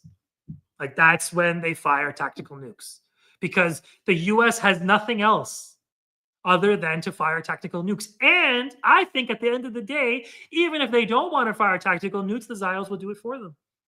Because the Zios are crazy cowboys and they are declining rapidly. Their place in the world is declining. Their main lifeline to the world, which is the great Satan, it's declining. So why wouldn't you in these dying days do everything you can in your power to get back at your enemies to help square the circle, right? And they've talked about it before. They have it. They call it the Samson option. We talked about it. So the difficulty of Iran's situation, it shouldn't be lost on people. Like I'm critical sometimes of the government, and it's what I think of, and I could be wrong, as its lack of proper support for the Palestinian cause, and its active and waiting so long and operate and doing True Promise 3, right? This third retaliation, which Iranian generals have been promising for 6 months, and it hasn't materialized. And yeah, like it's people online, at least like, you know, this in our closed little world, and also people offline too, are saying like, oh, Iranians are a paper tiger, they'll never act. Actually, I know pro-Iran people who are saying, oh, it's never going to happen. A friend of mine said like, oh, it's only going to happen in Marandi's tweets, and but the Professor Marandi's tweets. I actually think that Operation True Promise 3 is coming. I believe the Iranian state when they say it's coming. I think negotiations are a farce, that you cannot negotiate. I think the lesson that indigenous people across Turtle Island learned over and over again, and they still learn it every day, is that imperialists don't stick to their deals. Fact. They don't. They make deals and they immediately turn on them, right? Like ask Muammar Gaddafi, the ghost of Muammar Gaddafi, what making a deal with the West entails. Right? He made a deal with the West, and then he got a fucking rifle up his ass before he died, before a bullet wormed his way into his brain. Okay, they chased him down. He died like a sewer rat because NATO bombed him to shit after they defanged their military and they made all these gestures to open up to the West. That's what you get. Okay, so any deal, any capitulation to the West, look what you get. Look at Syria right now.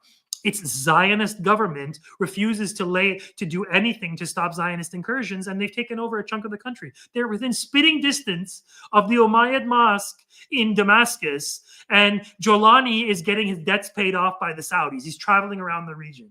Okay, so the lesson is, if you don't resist, they will kill you. Okay, so that's the Iranian lesson. That's the lesson that indigenous people all around the world learned, that these deals with imperialists aren't worth much. However, the imperialists are imperialists for a reason. They have the ability to starve millions of people of their ability to hold resources, right? So part of what Iran has to do in this is say, okay, we're open to negotiations because these things are valuable to us, right? We're opening to bargaining with you. People, I think, are reading this incorrectly as a sign of capitulation. I personally don't. Now, have I been wrong before on this? Oh, yes. Could this be capitulation? Could be. Could Trump offer a deal that is so tantalizing to the ruling class of the Islamic Republic that they say, okay, we'll stop funding Hamas? Is it possible? Yes. How possible out of 100? Like 0.001, like out of 100. Like it's not very likely that I think Iran. Why would Iran fundamentally changed its identity, right? Because part of the story of the Islamic Republic is a story of national sovereignty, right? Is saying that, okay, we are determining our fate, and external forces will not place upon us undue restrictions upon our travel, trade, our ability to ally with our enemies. And one of the priorities of the Islamic Republic is the liberation of Jerusalem, Al-Quds, right? And so what would it take for the American empire to get Iran to give up this principle? I think nothing. And on top of that, who's the one supposedly offering some kind of bailout from this problem? It's fucking Abu Naranha, the biggest Zionist cuck you've ever seen in your entire life. He married his own daughter off to one of them for some apartment buildings just to show how loyal he is to them. That his managers and like Adelson control him openly and say, okay, we're going to do this. They give lists to him to go chase down. I mean, this guy is gonna turn his back on the precious entity? No way. No way. So that's the overall framework for these negotiations. The fact that the imperialists are the ones saying it's going really well should be a big red flag for you, for anyone who's critically minded, right? Because imperialists lie. That's what they do. They're good at it.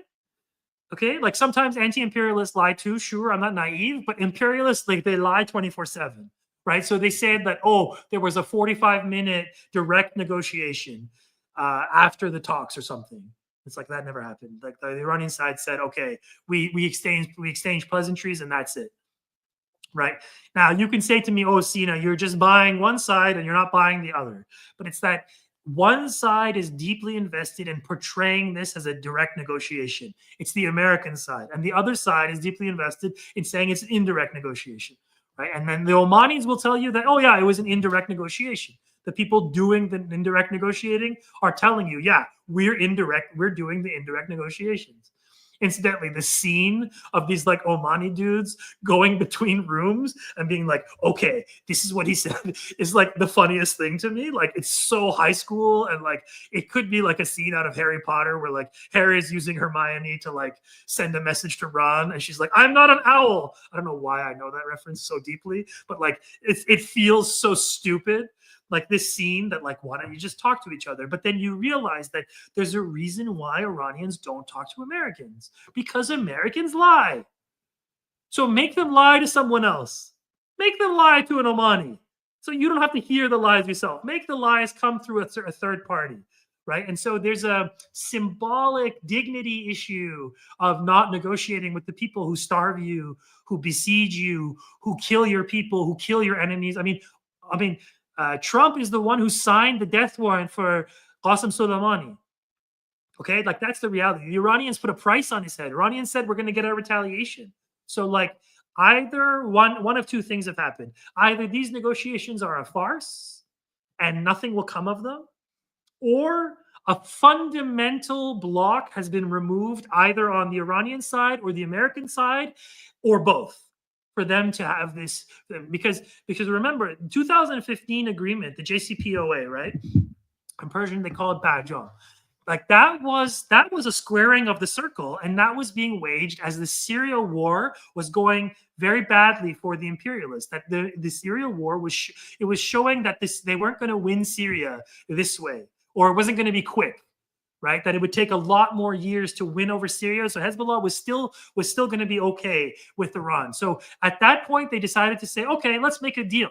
Let's try to negotiate our way out of this weird situation we're in, where we have all these conflicting parties, and we have one side, the Zionists, who are saying go, go, go, but whereas we can't afford it. And on top of that, a certain sector of the American ruling class, the corporate ruling class, would love access to Iranian economy. They would love it. They need markets, like desperately, to keep the thing. And Iran is a large market, right? So like there are conflicting interests. Like Zionism isn't the only thing motivating the U.S., right, in negotiating with Iran. Like there are other factors. Now, can those other factors overwhelm the Zionist influence? I don't think so. I do not think so. It's not. This is the game. guys. This is a game that happens primarily in the media, and I'm seeing all these just obnoxious Iranian libs who are sitting there like, oh, I'm reading the tea leaves. I'm reading the tea leaves. Oh, the guy said this. He said this. And it's like, bro, do you know what this empire is? Do you know what it does? Do you know that it's declining, and declining empires don't just undo decades of foreign policy just because? Like, just cuz? Like, what is the US even like? Now, ranting aside, let's say that the Yemenis, and that's not, we have to, let's say this, it's actually a fact. The Yemeni blockade on Israel and the West is hurting capitalism. Millennials aren't just killing capitalism, Yemenis are. Like, they are, right? Like, I'm going to start a Yemenis are killing capitalism podcast just for the title. It would certainly be a more accurate phrase to say Yemenis are killing capitalism than millennials are. Yeah. I'm sure some of those millennials are some of those Yemenis are millennials, so it's still true. Like, how old is Yahya Saree? He's not that much older than me. He may even be younger. He doesn't. Yemeni millennials are killing capitalism. I think we should. Yeah, we should probably rename it. Yeah. Okay. I'm gonna look up the age of Yahya Saree. 55. Okay, he's older than me. He's not a millennial. He's a solid Gen Xer. But like, this is not like, I think at the end of the day, like, you can't. Where the U.S. stands in all of this is I think is the intersection of a number of different contradictions, and I don't think the contradictions are weak enough to simply be overridden. I think those contradictions are real. That Iranian intransigence on the Palestine issue won't be solved just by a liberal government is in charge, but there is an Iranian security apparatus that is allowing that liberal political apparatus to then negotiate, right? Like the supreme leader Ayatollah Khamenei allowed these negotiations to happen even after saying there's no point in negotiations. So like, there is something being shifted, at least publicly, from the Iranian side. Could it be that the Iranians are just doing this to say, oh, we tried, we're not gonna, like, we try, and this is a prelude to a big war? Yeah, could be, could very well be. And if that is the case, we're all fucked. We're all completely fucked. I mean, my people, a lot of them are fucked. Like, it will be a very painful war for Iranians, I do not doubt, but it will be painful for the entire planet. And that's something that, like, you know, we're small. Our show is small. Our shows are small, but it will eventually hit the masses when it goes bad, and they go to the banks and they'll say, oh, sorry, no money. You have, like, you're an Argentinian now. Like, Mr. New Yorker, like, you have Argentine problems. All right. So, question. So, first of all, we haven't gotten to see a Daisy cameo. Is it possible that Daisy will join us just for a minute? People are asking. You didn't miss the Daisy on camera commentary. We just haven't. She's her own woman. She hasn't agreed to do this yet. All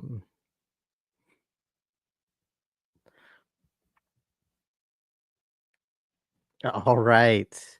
You're muted, by the way. Hi, Daisy.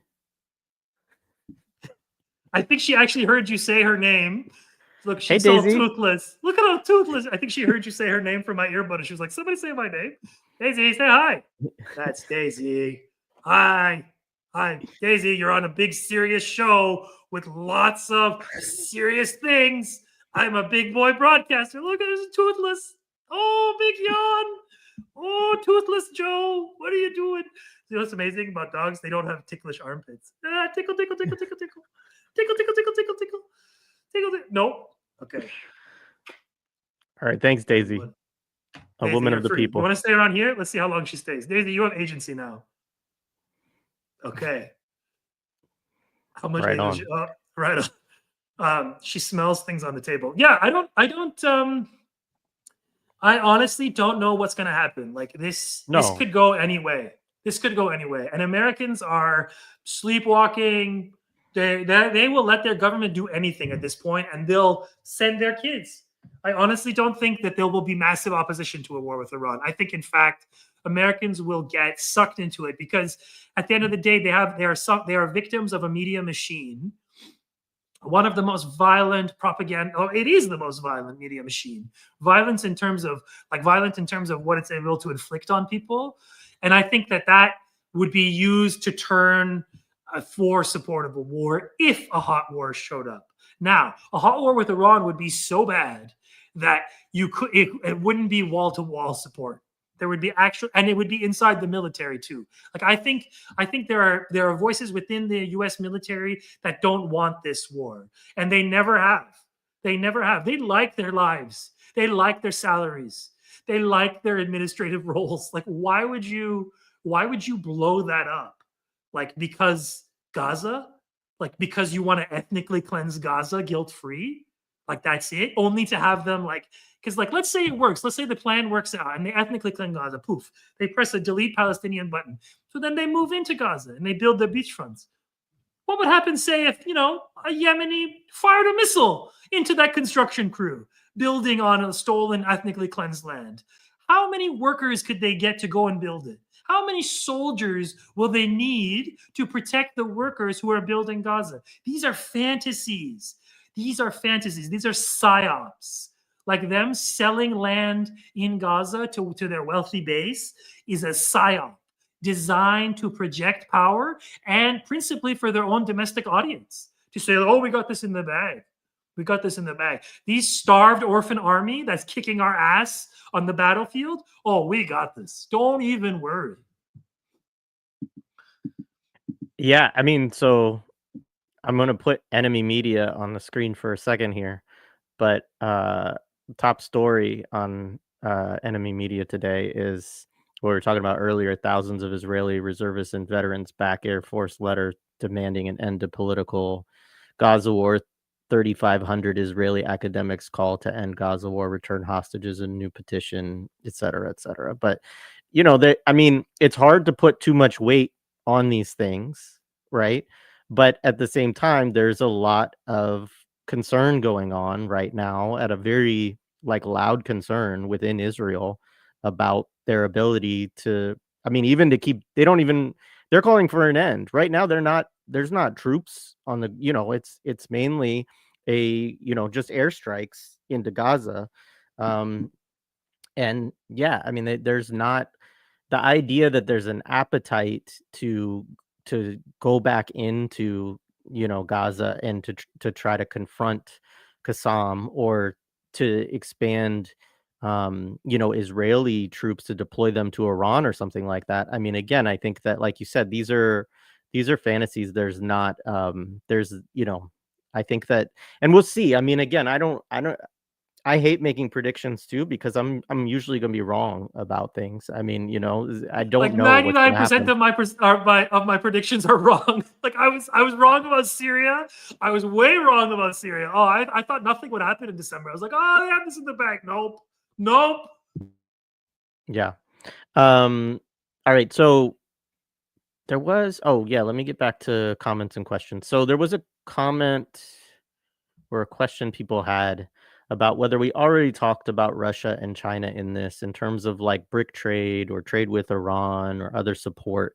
We haven't really discussed that. I mean, that is something that my conversations with Max Isle, and you've probably had Max on your show before, he kind of can do a really good job of getting into this. I mean, obviously Iran is under US sanctions, and so its ability to there's certainly a certain amount of sovereign economic development in Iran that is substantial, that allows people to continue on their daily lives, meeting their basic needs, being able to develop things, technology, and so on. But having China and Russia as key trade partners and so on is important to that as well.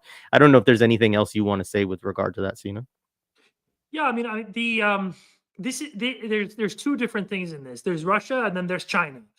The Russian, let's start with the easier one. I think it's China. I think the role of China in Iran is occluded for a lot of different reasons. I mean, there was a huge trade deal done under the previous government. It was before Raisi's victory. It was under the government of Rouhani.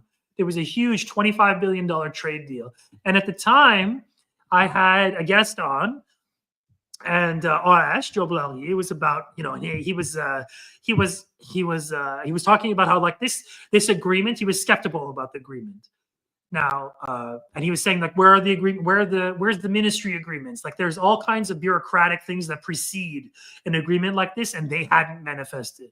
I'm of the view that those things took place and they weren't reported and they weren't shown and they were kept secret. And the integration of the Iranian, Chinese, Russian economy is something that cannot be stopped. And insofar as the Americans overused their weapon of sanctions, they used it on us extremely effectively. But then when they started expanding it to other countries, bigger countries, namely Russia, and the way they did in the 2022, I mean, they had sanctioned them before, but these were violent sanctions, war and siege, right? Such to the point that all these Western companies had to get up and leave Russia, in the middle of the night, had to get up and abscond, right? So, like, they did serious damage to the Russian domestic economy in doing that. And they did it virtually, like, in the course of a few weeks of just cutting off the ability of Russians to access this economic system that they had been hitherto, at a certain degree, incorporated into, maybe at arm's length and different time, whatever, right?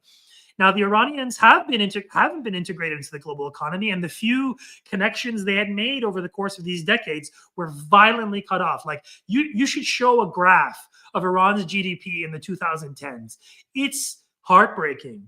Okay, it's sobering and it's heartbreaking, because you'll see something that's, I mean, I know GDP is stupid, but let's just use it. But, like, it is a scary, scary thing to think that, wow, you can starve a country of like 80 million, 88 million people by pushing some buttons in Washington. There's a fucking book by this ghoul called The Art of Sanctions, where she crows about raising the price of chicken feed for Iranian farmers such that chickens could not, and egg prices. Like, these guys, they show off how sadistic they are in their siege warfare, because these are liberals, by the way. This was under Obama, right? Like, this was, I think his name was Richard Nephew, The Art of Sanctions, right? Like, you are a Nazi, Richard Nephew, and you are celebrating starving people, like innocent people. And not to say that even if they're guilty. And this is the crux of the matter, is that the argument I just made about, oh, these innocent people, it suggests that the existence of guilty people, right? And it's that, and here's the basic fact, and I want like listeners and viewers to, like, really hear this, is that no matter what any government does to its people, okay, in 99% of the cases, okay, let's just, like, soften that a little bit just because, but, like, in 99% of the cases, no matter what a government does to its people, it's never as bad as what the US does to that country in the name of correcting those harms. Okay, so Bashar al-Assad had a poor human rights record, according to the libs, according to people in our part of the world. Okay, so the solution is to send in an army of baby raping, head chopping psychos and starving the country, destroying its civilian infrastructure, killing all kinds of its citizens in its military and otherwise, and civilians in the worst kinds of ways, filming their deaths, sending the deaths to their parents, right? This is because of Bashar al-Assad's human rights record, right? Right? That's what it's for, right? That's the correction, right? And so, like, at the midst of all this, is that you have to say that the US is the worst actor in any arrangement here. And anything it does will be infinitely worse than what any government could ever imagine it could do to its own people, with the exception of the ethno-state. And the ethno-state's a special case, because it is this, like, pure race hate formation that has never existed in such a way and never been armed in such a way. So this is a strange moment. And so anytime you like think about these things of, like, what the Iranian economy, what Iranians deserve or what they don't deserve, or is it just, that's what you're doing. You're doing the thing of, oh, is it good what the empire did to them? Oh, it may be good. Like, look at that. Like, look at that. That is violent. Like you can see what happened. Like, it's not, like, this is not just.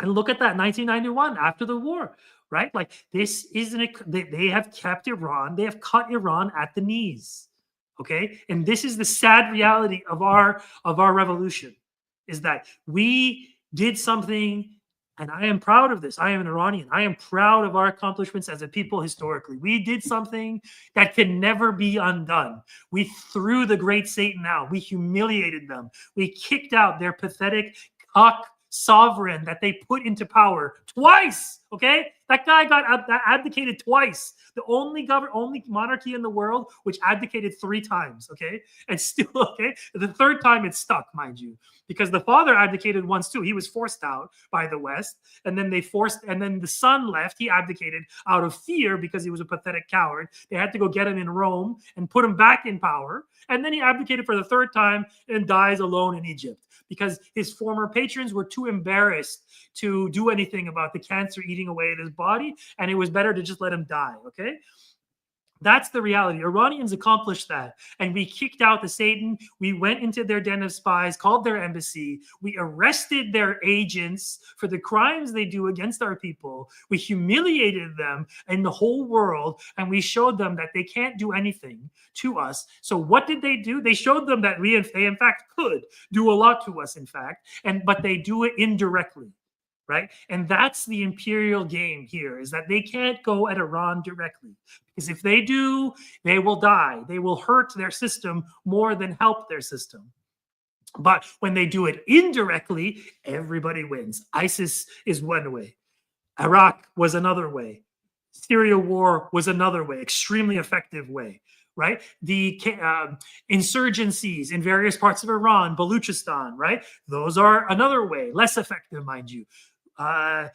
Using periods of national unrest to go after banks and civic institutions and symbols of state power, that is one way, right? That's another way. Like during the last protest round, the Mahsa Amini stuff, there was a picture that circulated. Maybe you can find it. It's hard to find. But basically, there was a picture of a protester who they had knocked down the sign. There was a street called Palestine Street, and they knocked it down and they put their foot on it. And that was a message from the imperialists to Iran and saying that we are here. Now, could an Iranian done that on their own? No. Yes, they could have. Absolutely. They could have done that on their own.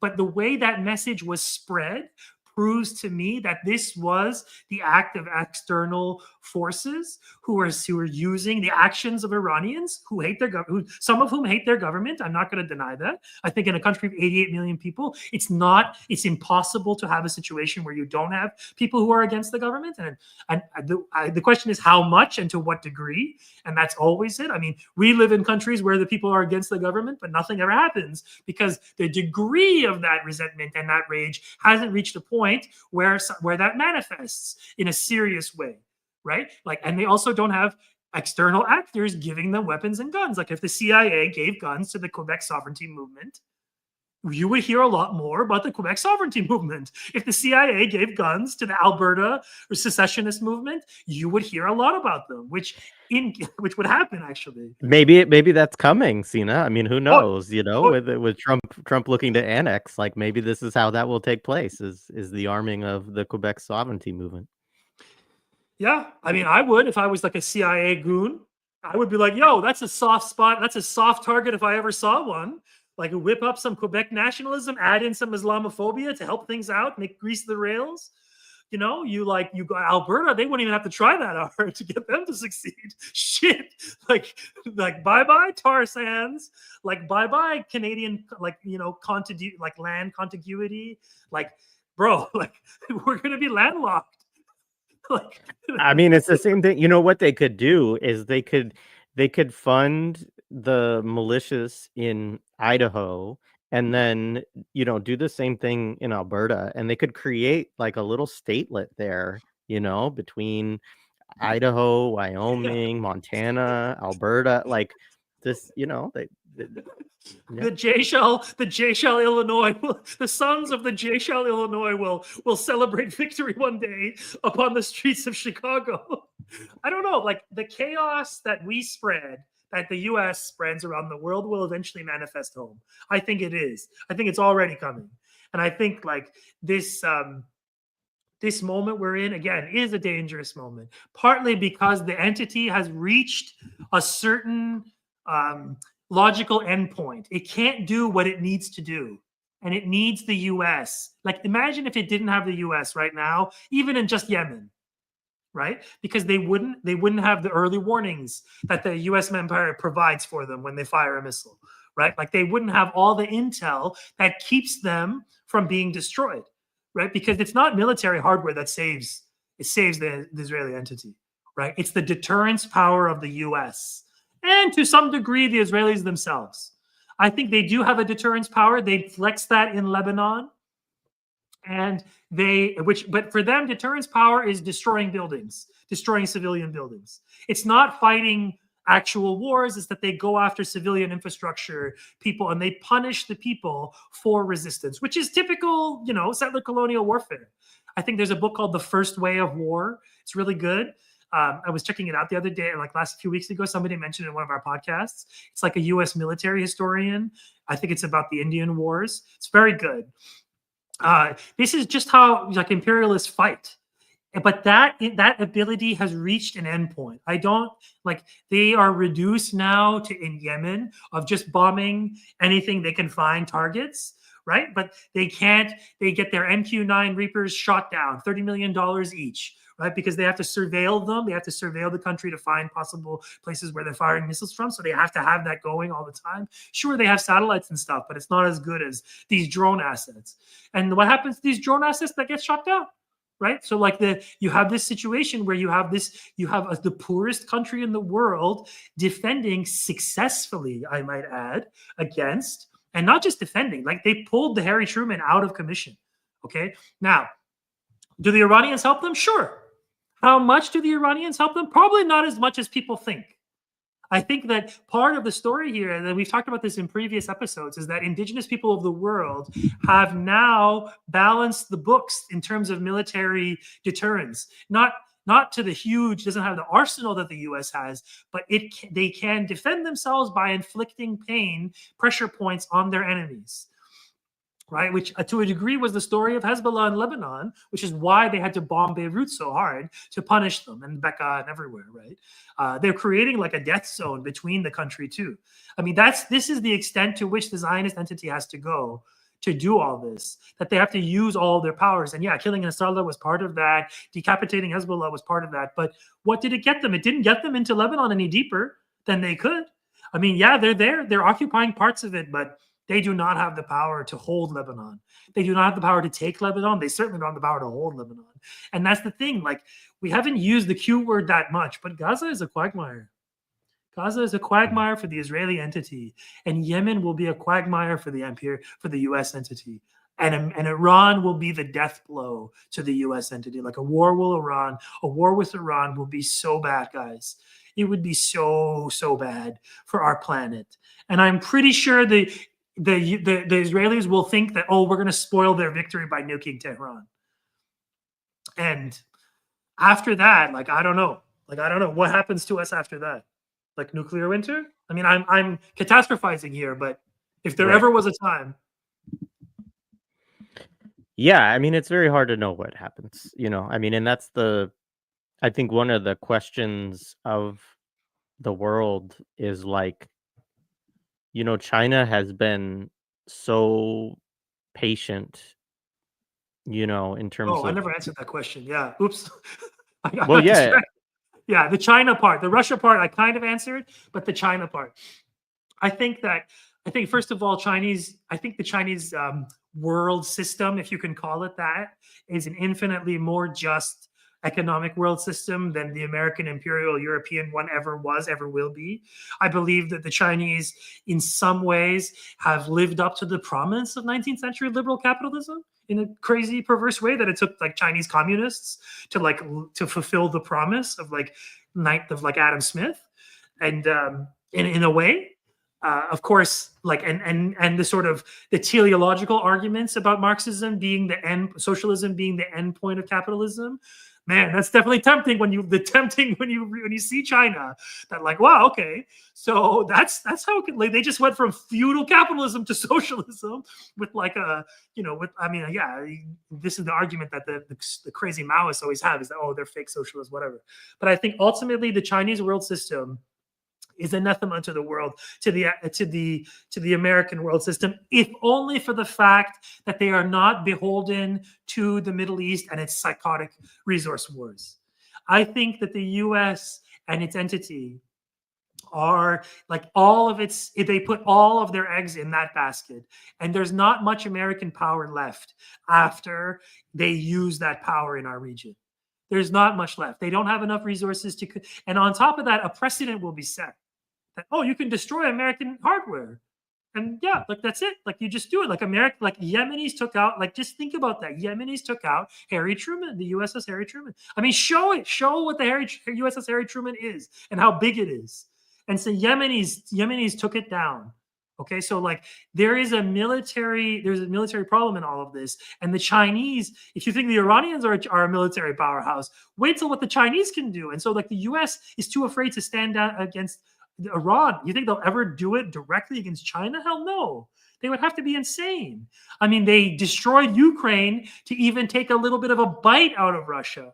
Okay, they had to destroy the largest country in Europe. Okay, just to do that. I mean, depends on how you define Europe, but whatever, Western Europe. Like they had to destroy it. They had to sell the entire country to the craziest people. They had to put all kinds of pressures on it, and look what it got them.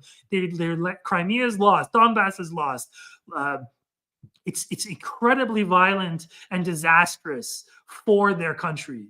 And this thing, like this power projection that the US has, is already coming undone. So if you're like the Chinese like military elite, you're looking at the US, be like, wow, these guys are bogging themselves down to protect Benjamin Netanyahu and to own the Gazans, right? To like keep Gaza, like return Gaza to the status quo. And if you're looking at that, you're like, man, like, can they make this any easier? It's like the do nothing win meme of like China. Like they just do nothing and they win against the US empire. But because the US empire is losing, right, that its project itself is a losing project.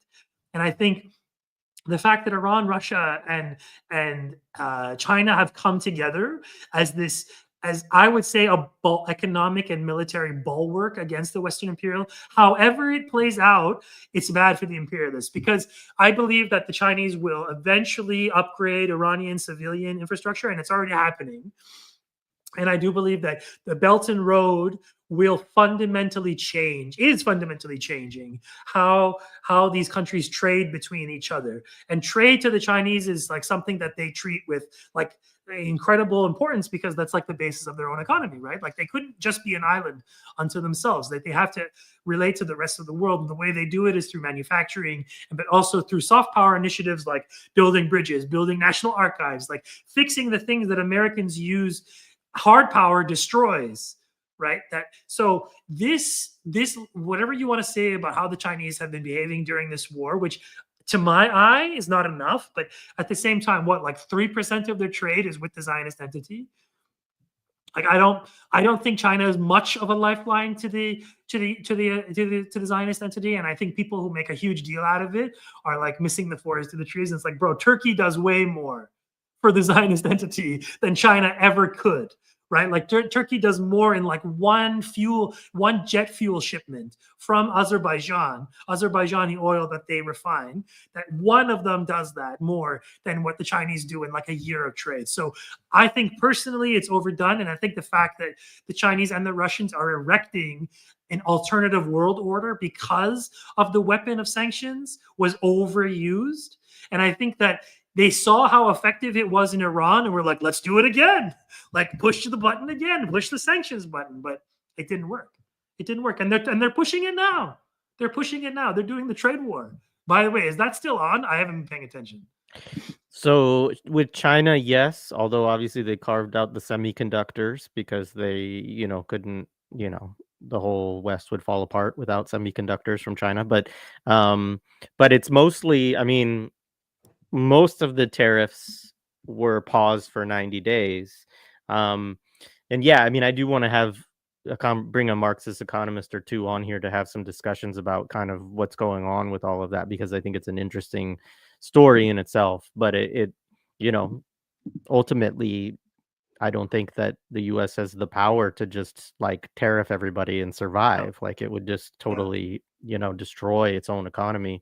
And so Yeah, I mean, there is still the trade war with China, and we'll see how that goes, but I don't see how it goes well for the United States. I mean, ultimately, I think they're either gonna, you know, totally capitulate at some point or, you know, end up eventually causing a much worse, recession or depression in the United States through doing stuff like that, you know? I mean, the idea, which I don't even believe that this I mean, this is where my tinfoil hat goes on. Like, I don't believe for a second that this really has anything to do with bringing back manufacturing. I mean, I know No, that, like, I don't even believe Trump believes that, right? I don't no, even no. It's believe just that pump that's and like a dump. It's pump yeah, and dump. It's stack. They're just manipulating stocks. There's like it's like this is what yeah, the White House does now. They do shit coins and pump and dump schemes, and like the yeah. American military is like at their disposal, and like and photo ops with fucking war criminals who are like pulling out their seats. Like that's it, just to appease his funder base, right? Which is like ragingly Zionist now, right? Because Zionists have been driven into a frenzy of hate and psychosis through this October 7th. So maybe if you're Yahya Sinwar, you're the ghost of Yahya Sinwar, you look at the rubble of Gaza, okay? And you look at the corpses and you look at the chaos and maybe the ghost, maybe he says to himself, like, was it worth it? Like another, the ghost of Muhammad Dave says to him, like, oh, do you think it was worth it? And they say that, yeah, like normalization was accelerating before October 7th. That like Saudi Arabia was going to normalize, that like it was headed towards a massive, massive situation where the siege on Gaza was going to be permanent, right? So part of what we haven't been talking about in all this is that maybe, and I could see this happening, okay? This is the 0.01% part of me. Maybe the imperialists give up the siege on Gaza. Maybe they force Israelis to give up the siege on Gaza. Maybe that's the cost. And if that happens, I could see the Iranians agreeing to another nuclear file, because that's all that's under question now, right? Because all the rest of the stuff that's like that the Americans talk about deal, what previous administrations tried and failed, this one is going to fail too. It's not even on the table, which is Iranian ballistic missile defense or like whatever missile arsenal. That's not for question. And on top of that, Iranians are not going to be told to whom they can sell their military hardware to, the same way that Americans aren't going to be told whom they can sell their military hardware to, right? So if the imperialists offer that, I could see it happening. I could see the end of the siege of Gaza, and I believe principally that's what's at stake. It's not just Gaza troops leaving Gaza. You don't want if you get back to the situation where Gaza is besieged after this, then the resistance lost, I would say. Because then if I'm right and they lift the siege, then this was Gaza's war of independence. That's what this was. Like this was the painful cost of a war of independence. That the imperialists said, "Oh, you want to end the siege on you? You want some sovereignty? Like you want sovereignty with your allies and receive stuff and get shipments like uncontrolled. You want to have your things scanned as they go into your country by our own troops?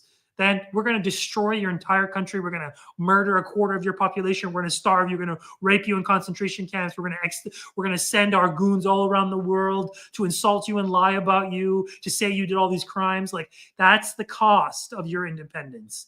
And I could see that happening. I mean, that's very few people are actually talking about that. I don't think people realize that Yemenis are besieging the Zionist entity back, that this is a counter siege inflicting of, oh, when you leave your troops in Gaza, that means you don't that means your boats leave too. And I could see that happening. I mean, what are the likelihood? I don't know.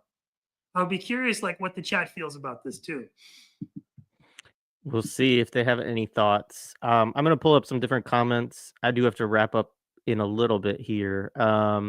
Apocalypse fear is emotional blackmail by Western states. The point of nukes and these devastating weapons is fear and compliance, and is largely directed at the populations of the threateners. Yeah, no, Oh, I yeah. agree. And I mean, even this name too of this episode, I mean, is definitely a little bit tongue in cheek and a little bit me kind of playing with Sina a little bit, because every time I do talk to Sina, he's like, "This is how we get to nuclear war," in the next 90 days. And so there is that, but I do think that for the most part, that the purpose of this kind of rhetoric, and I mean, will there ever be a World War III? Like, or are we already in it? Like, and it just I think, yeah, moves with this yeah, kind of pace yeah, where it moves from theater to theater, yeah. and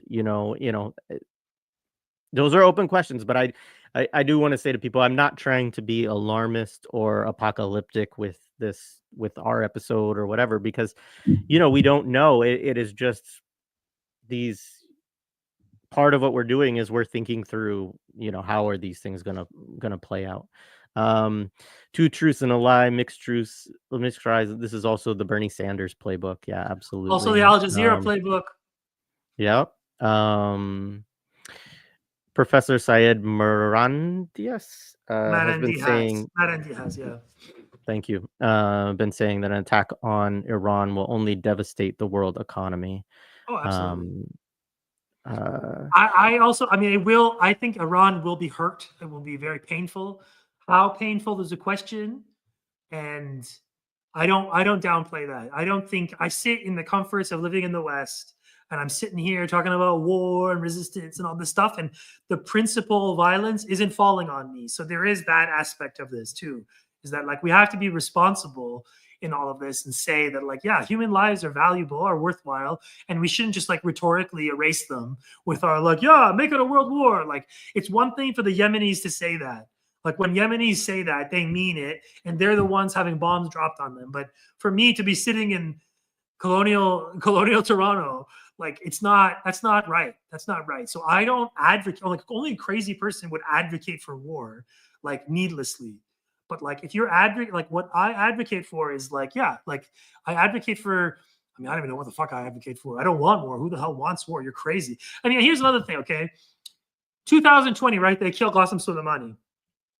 You do something like that to flex on your enemies, but you also hope that your enemies make a mistake by doing something like that, right? That your enemies do something out of proportion, that your enemies extend themselves into something they wouldn't have done, right? That wouldn't be smart, right? And I want to suggest to people that October 7th was just such an act. That, like, aside from the strategic, so geostrategic, like the morally just thing of like getting back your people, right? So like Ahmed Banassara is free today because of October 7th, right? He'd still be in jail. And that's something that the abolitionists in our part of the world have failed to come to terms with, that this was an act of abolition. I think that like that's something that's been part of this, but there were geostrategic reasons that they launched this attack, was to upset the status quo, because the status quo was not in the favor of the resistance, right? It was not in the favor of Palestinian liberation. I mean, look at the regime in Ramallah. Look at the regime in Ramallah. They are opening malls. Okay, they are opening malls. They are like, you have a ruling elite in Ramallah, and then like, and you, which is like the Comprador Authority. They have like what, 60,000 Palestinian security forces, like armed to the teeth, whose principal function is to police their own people from resisting too much. Right, of like getting in the way and like and ruling over the West Bank, and it's like little cantons that the Zionists have created, and making sure that there's not too much hustle bustle. I mean, there's a very sad telling side by side picture, which maybe you could say is unfair to, like, the people of the West Bank, because it's not all of them, it's just their ruling class. But 20 years ago, there's a from that, like, it's I'll send you the video after, but like basically it's like two. It's from the Palestinian Archive. It's like a side-by-side shot of 20 years ago they're resisting in the West Bank and Ramallah, and right now that they're building malls. And so, like, that side-by-side shot is a story of the success of neoliberalism conquering the ruling elite, a ruling Palestinian elite of the West Bank. And that ruling elite was put in place by Oslo, which was an agreement which was an agreement put in place by a class of defeated Palestinian revolutionaries existing who were outside of the country, who had no understanding of the internal workings, who were out of their league, intellectually, morally, diplomatically, technically, like who were out of their league, who then signed this agreement, who then received like hundreds of millions of dollars in bribes, right? Until certain factions decided that no, we're not going to accept this status quo. We're not going to accept this defeat that our rulers have put upon us. And they started pulling back, and to the point where one of the people who signed the agreements, Yasser Arafat, they did him in because he stopped participating. So he did kind of what Ali Abdullah Saleh did, which was turn his back on their current arrangement, and it cost him his life. And who probably killed him? The people around Mahmoud Abbas today. Right, like their own Palestinians killed Yasser Arafat, probably with the help of the CIA, Mossad, obviously, but like they killed him. It was polonium, right? Like they found the polonium, and it's just they killed him, right? Like they killed one of their own national figures so that the ruling elite could take over and defang their people quietly and effectively. And this is the story, unfortunately, of the West Bank. And there have been pockets of resistance, and it wasn't a success because there's lots of resistance in the West Bank, which is why they have the triangle, obviously, Tulkarm, Jenin, Nablus. But overall, you also have a situation where Israelis are continuing their settler colonial expansion, which causes resistance. So it's not like the fundamental mathematical equations of all of this have changed. It's just that they temporarily were able to overcome their own contradictions by bribing people or killing them or both. And that period is over now. October 7th was the end of the Oslo Accord period. And what we're witnessing in the West Bank is the death of that accord. How that death, what happens after the death, I don't know, because it could go any way. The zombie apocalypse would be a better life than this present society. I will just say, like, a lot of people have done good work on this. One book that I like is called On Necrocapitalism, which you can get from Kurs Lebedev. But one of the things they talk about in one of the essays in that is just, which was large. Right? What's that? I'm thinking of Mbembe. Oh, that's not his term. He did. So he did necropolitics. This is necrocapitalism. So it actually has some critiques of Mbembe's work or some discussions of kind of some of what they see as the limitations of that analysis, but it also incorporates aspects of it. But they make the point, which I think is always important, of like how comfortable, I think Mark Fisher talked about this too in Capitalist Realism, but how comfortable the Hollywood is. I mean, people are talking about this, and what is that show? Just came back on HBO. It's another zombie apocalypse show. I think it also has some kind of Zionist origin. Yeah. But anyways, there's so many iterations of this post-apocalyptic, like kind of feudal, just deranged society that people are trying to navigate in with zombies and all this other stuff. And that that is the replacement of utopian kind of fantasy within our society, rather than thinking about actual better societies in the future. You constantly want to create these dystopias for people so that they can't imagine anything outside of capitalism other than this horrible hellscape, and so it's like I just say that what's that? It's like the logo for your show. Like the picture of the painted wall, like it's like projection. It's the logo for Millennials Are Killing Capitalism. There's like one of your logos at least. There's like 3 or 4. So the one where like the freedom scene is the main one. Yeah. I think I know what you're talking about. Yeah, it's like they don't show a world like how we see the world and our view upon it. Like, oh, it's really bad. The world.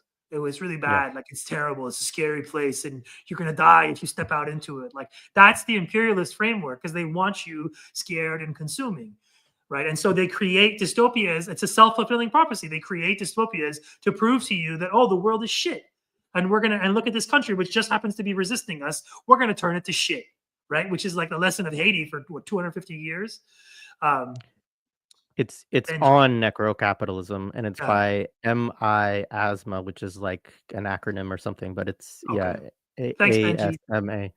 ASMA. Great book. It's really interesting, and it's also, people always criticize us for not talking enough about the pandemic and disability and all of that. We definitely heavily got into that discussion with those folks when we did a 2-part episode with them, because that book is, in many ways, I think they call it a plague journal or something like that. It is a journal about the, surviving through that, Yeah. which I realize is still ongoing, and I don't want to diminish it, the ongoing plague of COVID-19. All right. Let's see more. Thanks to Jared, Abu, and folks listening together, except the CIA dipshit spying on us. Yes. Man, do So I this feel was sorry for the CIA people tasked with watching this for 3 hours? Be like, he has a dog. I think it's like kind of what he is. My main thing. He's got like obsessed with his Mexican dog. Like, what else can we get from this episode? Yes, they did use a nuke in Tartus. Yes, yeah. So absolutely. this is And interesting. they used the nuke in 2015 in Yemen. Yes, and these were all signals to Iran and the region in general. Yeah, this was interesting. It's just there's a few different media reports people can find about them, all from non-Western, Beirut. sources or whatever. The Beirut bombing was another tactical nuke. Oh, it's scary. These are the worst people to ever exist on our planet. We need to understand this. Like, these are the worst people who will gleefully ruin the world. Oh, God, I've been exposed. I've been exposed. Don't read that comment.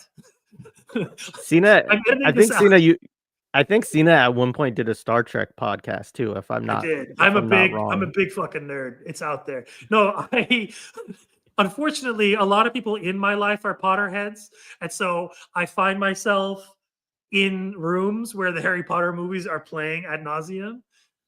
And unfortunately, yes, I know the movies inside and out because of this. Thank you. Next question. When we're talking about this again. So this is the book, just for people who are looking for the book I was talking about. This is it. Okay. And we also, Man, you your can look chat at is our so audio. awesome. I love you, chat. You guys are the best.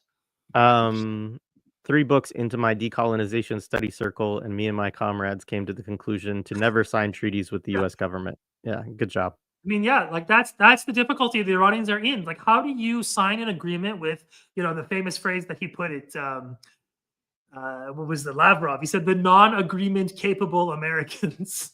Like, they're not. Like, and this goes, and the non-agreement capable Europeans is like the correct way. It's like, you can't make an agreement with Europeans. They will go back on it. Go look up Minsk II, the Minsk Accords. They made an agreement to not make Ukraine a proxy war. And then what did they do? They made it a proxy war. Like, that's like imperialist lie. Like, if anything, you sign an agreement with the imperialists so you know what they're going to do, because they're going to do the opposite.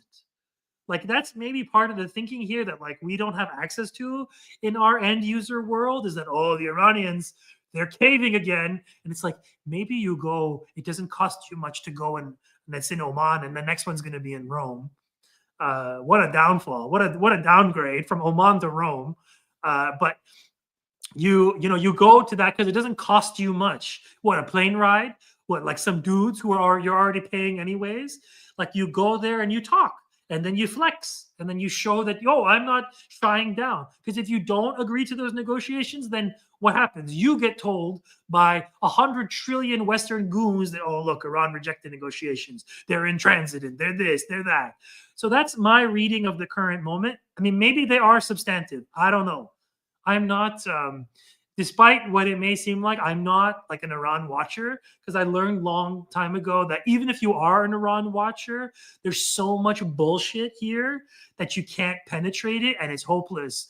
And one Women Life Freedom Brigade will take up 99% of the bandwidth, and you can't get a word in edgewise. So, like, when that all kicked off in 2022, I did one episode about it and I moved on, because I'm not going to get into like the Iran hype machine. I mean, is that irresponsible as like a media person? Maybe I should have done another one. Maybe I should have done a follow-up, but like, I don't let media hysteria like determine what I'm going to cover. And that's partly one of the hegemonic things that the West has over the rest of the world is the news cycle, because they can bring crises into existence, and on the flip side, they can erase crises, right? So like you scroll through the news today, you don't hear a thing about Gaza, and that's on purpose, right? But you went through, but in 2022, you heard a lot about Iran. Oh, you did hear a lot about Iran. Like that was a huge, huge moment. And newsworthiness is the problem here.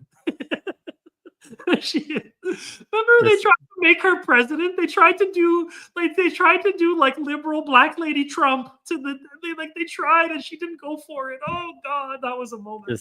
That was like a week. Yeah, it was a week. Yeah. Yeah, I just put that up again for folks who missed early on because the important news event of the day is not the bombing of Al Ali Hospital on Palm Sunday by the goons with American weapons. It is Oprah crying at Gayle King going into space for 15 minutes. All right. So, and yes, if anyone wants to do some kind of like, yeah, I don't even want to put this out in the universe really, but it would be, I would love to see a logo of this, but I can't pay you. So, you know, just if somebody has fun, you know, creating, I don't know. All right. How do we define World War? I know this was World War III, that Quaker anarchist. Yeah, I mean that's the question. I think because our vision of World War I and World War II are these very specific things, which are also totally outmoded versions of warfare. You know, and with inferior technology and you know all this kind of stuff. And so shoots on horseback. I think I heard somewhere that the Arab armies in 48 had horseback. Like some of them were like cavalry. Like it's that, like this is, I don't think like we have progressed so far in war that in this short period of time that there's nothing we can imagine like that even comes close to what they can do. I mean, look at the Beirut explosion. Look at Tartus. Look at Yemen 2015. I mean, this is what imperialists can do. And so if you are like sitting there like, why doesn't Iran do more? Like, look at those videos. Like you have, if you're going to strike a psychotic, genocidal, like world-ending entity, you better do it at the right time, in the right place, and in the right manner. Because like they will respond with nukes. Like what would stop them? Like what's going to stop psychotic Zionists from nuking Iran? Like if it comes to that in their worldview, if it comes to that, like nothing with morals, you think they have morals? They'll gleefully ruin the region if they can't be a part of it. And that's what keeps me up at night. Like that's like, and it's true, there have been apocalypses, but they weren't nuclear winters. So like we have to like, we can't like, I understand, I'm not minimizing what indigenous, there's a comment here, and she's correct. There have been many apocalypses for other populations, just not the West. And that's true. But the scale of this apocalypse will be the worst apocalypse ever. This will be 10,000 apocalypses, like bundled into one, like bundled into one, like huge fireball of pain and misery, followed by like decades, centuries of nuclear winter. Like that's, I don't want to catastrophize, but you're catastrophizing right now, Sina. But that's what this entity is. Like that's what this entity is, and that's what the American imperial media, like media project, is enabling. Yeah. Like Zionists are unhinged. American imperialists are increasingly unhinged too. And we've never had such a potent, dangerous combination. And I do not envy the role of like these IRGC dudes in planning a counter response to like this stuff and like negotiating this stuff. And I don't think that like, you know, and Yemenis, what they fought down in 2020, what they fought down for 7 years, and what they're fighting now, I really think like they will use all of their assets, they will use all their munitions. And I think when it could happen that when the munitions have reached a certain point, that's when the real fireworks kick off. Because if you're like an anti-imperialist, if you're like an Iranian military guy, why would you go at them when they have all their weapons? Like, why would you? Now, I mean, in a hot war, the U.S. can't get anything to the entity. That's another thing in all of this, right? What's the U.S. going to do? Get its slow-moving boats, get its planes in the sky? Like when Yemenis themselves can hit Ben Gurion, or at least threaten Ben Gurion, maybe they get fired, but like that airspace, like for the American imperial work, it needs peace. That's the crazy irony of the American imperial project, that it only works in peacetime, because that's the only way you keep everything circulating endlessly, which is how the basis of their military power, which is hardware, hardware, hardware, hardware, hardware. But when you can't get that hardware to places, or you don't have it, or you don't have the communications, that all that hardware, which is all connected, like those helmets of the F-35 guys, if you like knock out their satellite communications, what, they're going to look with their eyes? They're going to look at the ground, be like, oh, I think this is Fallujah, I'm not sure. Like that's like, these are all like connected together, and Russia has Starlink killers. And if you think they're not going to share that with Iran in like the case of a world war, you are sorely mistaken, my friend. Like this is not like the revenge for Ukraine, Russia is meeting it out through Iran. I know it doesn't look that way, but I believe that there is a game in all of this, and yeah, the Russians are themselves like curious actors in all of this, because they are counter, like things they do that don't make sense to me. But I think that's part of the thing here, is that like we are outsiders. We are not inside the heads of these people doing this stuff. And it doesn't appear clear to us, all these calculations. And as one of your guests said, yeah, you go to these meetings and sometimes you lie to throw away, to like confuse your enemy, and to just say stuff to like, oh, what? You know, and I think that like all this stuff about, oh, it's going positive is a lie. I think it is a lie, and it's meant to distract you from the bigger plans that are underfoot. But I don't know.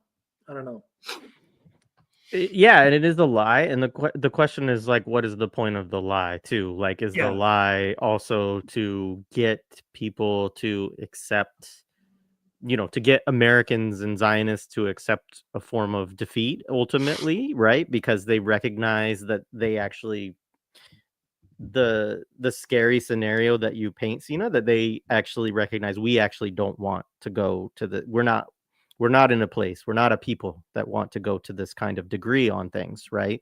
And so you use your own psychological warfare. As Midnight says, war is not just dropping bombs. In the West, they use psychological warfare against their own and people like you, Daisy. All is war. Stop being afraid. But yeah, so yeah, I mean, that's the hard part. This is why it is actually so hard. I mean, and again, like Justin Podor is I know you shouted him out in our last episode and we mentioned him a little bit early, but he's really good at like going through all of these different things that are going on, but also always like, I don't know. I mean, I think in a recent one, he said he finds it difficult to see the path out of this that doesn't include a war with Iran. But again, saying, who knows, it's like, you can't predict these things. And so, yeah, anyways, Sina, I really appreciate you having this conversation again with us getting to the other half of the discussion, almost 6 hours of us talking about these two conversations, and I'm sure that we'll find an excuse to do it again and talk about something else. Maybe next time we'll do something kind of fun and watch a stupid movie together and talk about it or whatever. I know we've talked about that in the past, but we were gonna do what's that? What were we gonna do? We were gonna do Carlos the Jackal. We're gonna do an episode of Carlos the Jackal. And then what was the other episode? And then October 7th changed all of that. Yeah, well, we just felt like it, and I think it's true. It would have been kind of in poor taste for us to do Carlos the Jackal like in the middle of this war. But it is still a really fascinating story to kind of dig into, and to dig into all the different ways that story gets used in Western media and imagination and so on, but also the contradictions of Carlos the Jackal's own life, which are many, and he's still being held in France or something like that. Somebody was telling me that Hugo Chavez actually used to try to get him released in prisoner swaps, and didn't happen, but because he's Venezuelan, if people didn't know that. But anyway, all right. Appreciate you all. Appreciate you, Sina. Make sure to like, subscribe, support the podcasts. Both East is a Podcast, Millennials Are Killing Capitalism, There's all the stuff in the show description to follow and support our work. And oh, I did want to say this before we go. If you have one you want to share too, Sina, I'm gonna just share for folks again and remind folks to support the Samir Project. Obviously, stuff is incredibly difficult in Gaza, and I don't, it's difficult right now because it's like there's not even anything getting into Gaza, and so, it's like I think people wonder ways to support and so on. But the thing I really like about Samir Project is just that you're not they talk about how, and this is true, it's a challenge. And I've supported folks with individual GoFundMe's and Chuffed campaigns and all of that, and also supported boosting their campaigns. But one of the nice things about Samir Project is that you're giving it to people who will do like mass cooking and production of food and give people trays out, and it goes to people, many of whom who don't have a GoFundMe or a Chuffed page or something like that to individually support themselves right now.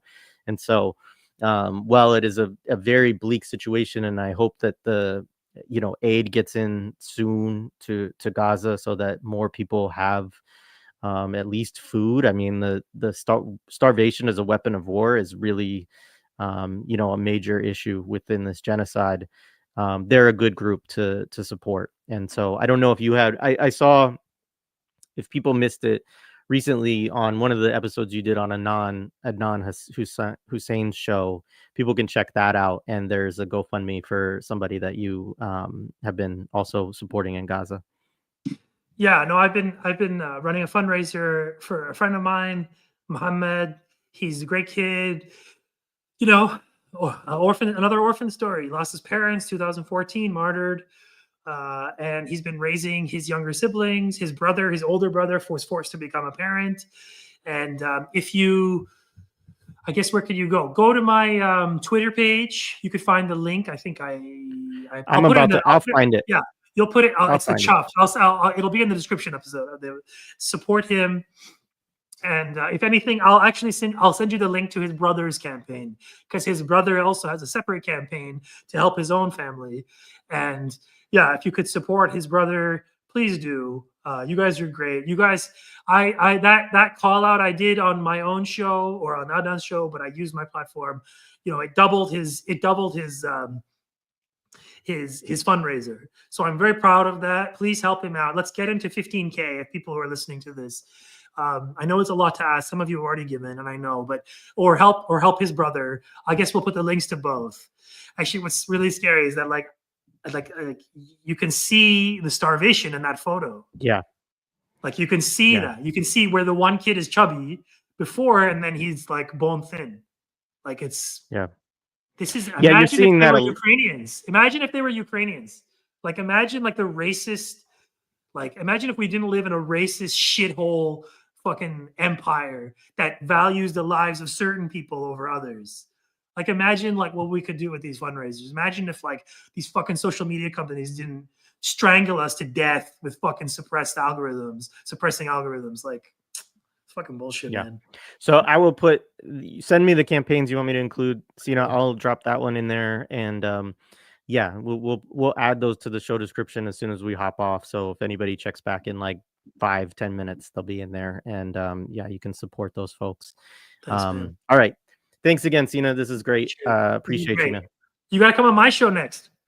I'm happy to. Yeah, let's do it. I'll do my first ever live stream with you. Oh no, we did one. Remember? Oh yeah, that's true. I've done a live stream. Okay, my second one. I don't know, maybe third. Who cares? It doesn't matter. All right. All right, man. Bye. Bye, everyone. Thank you.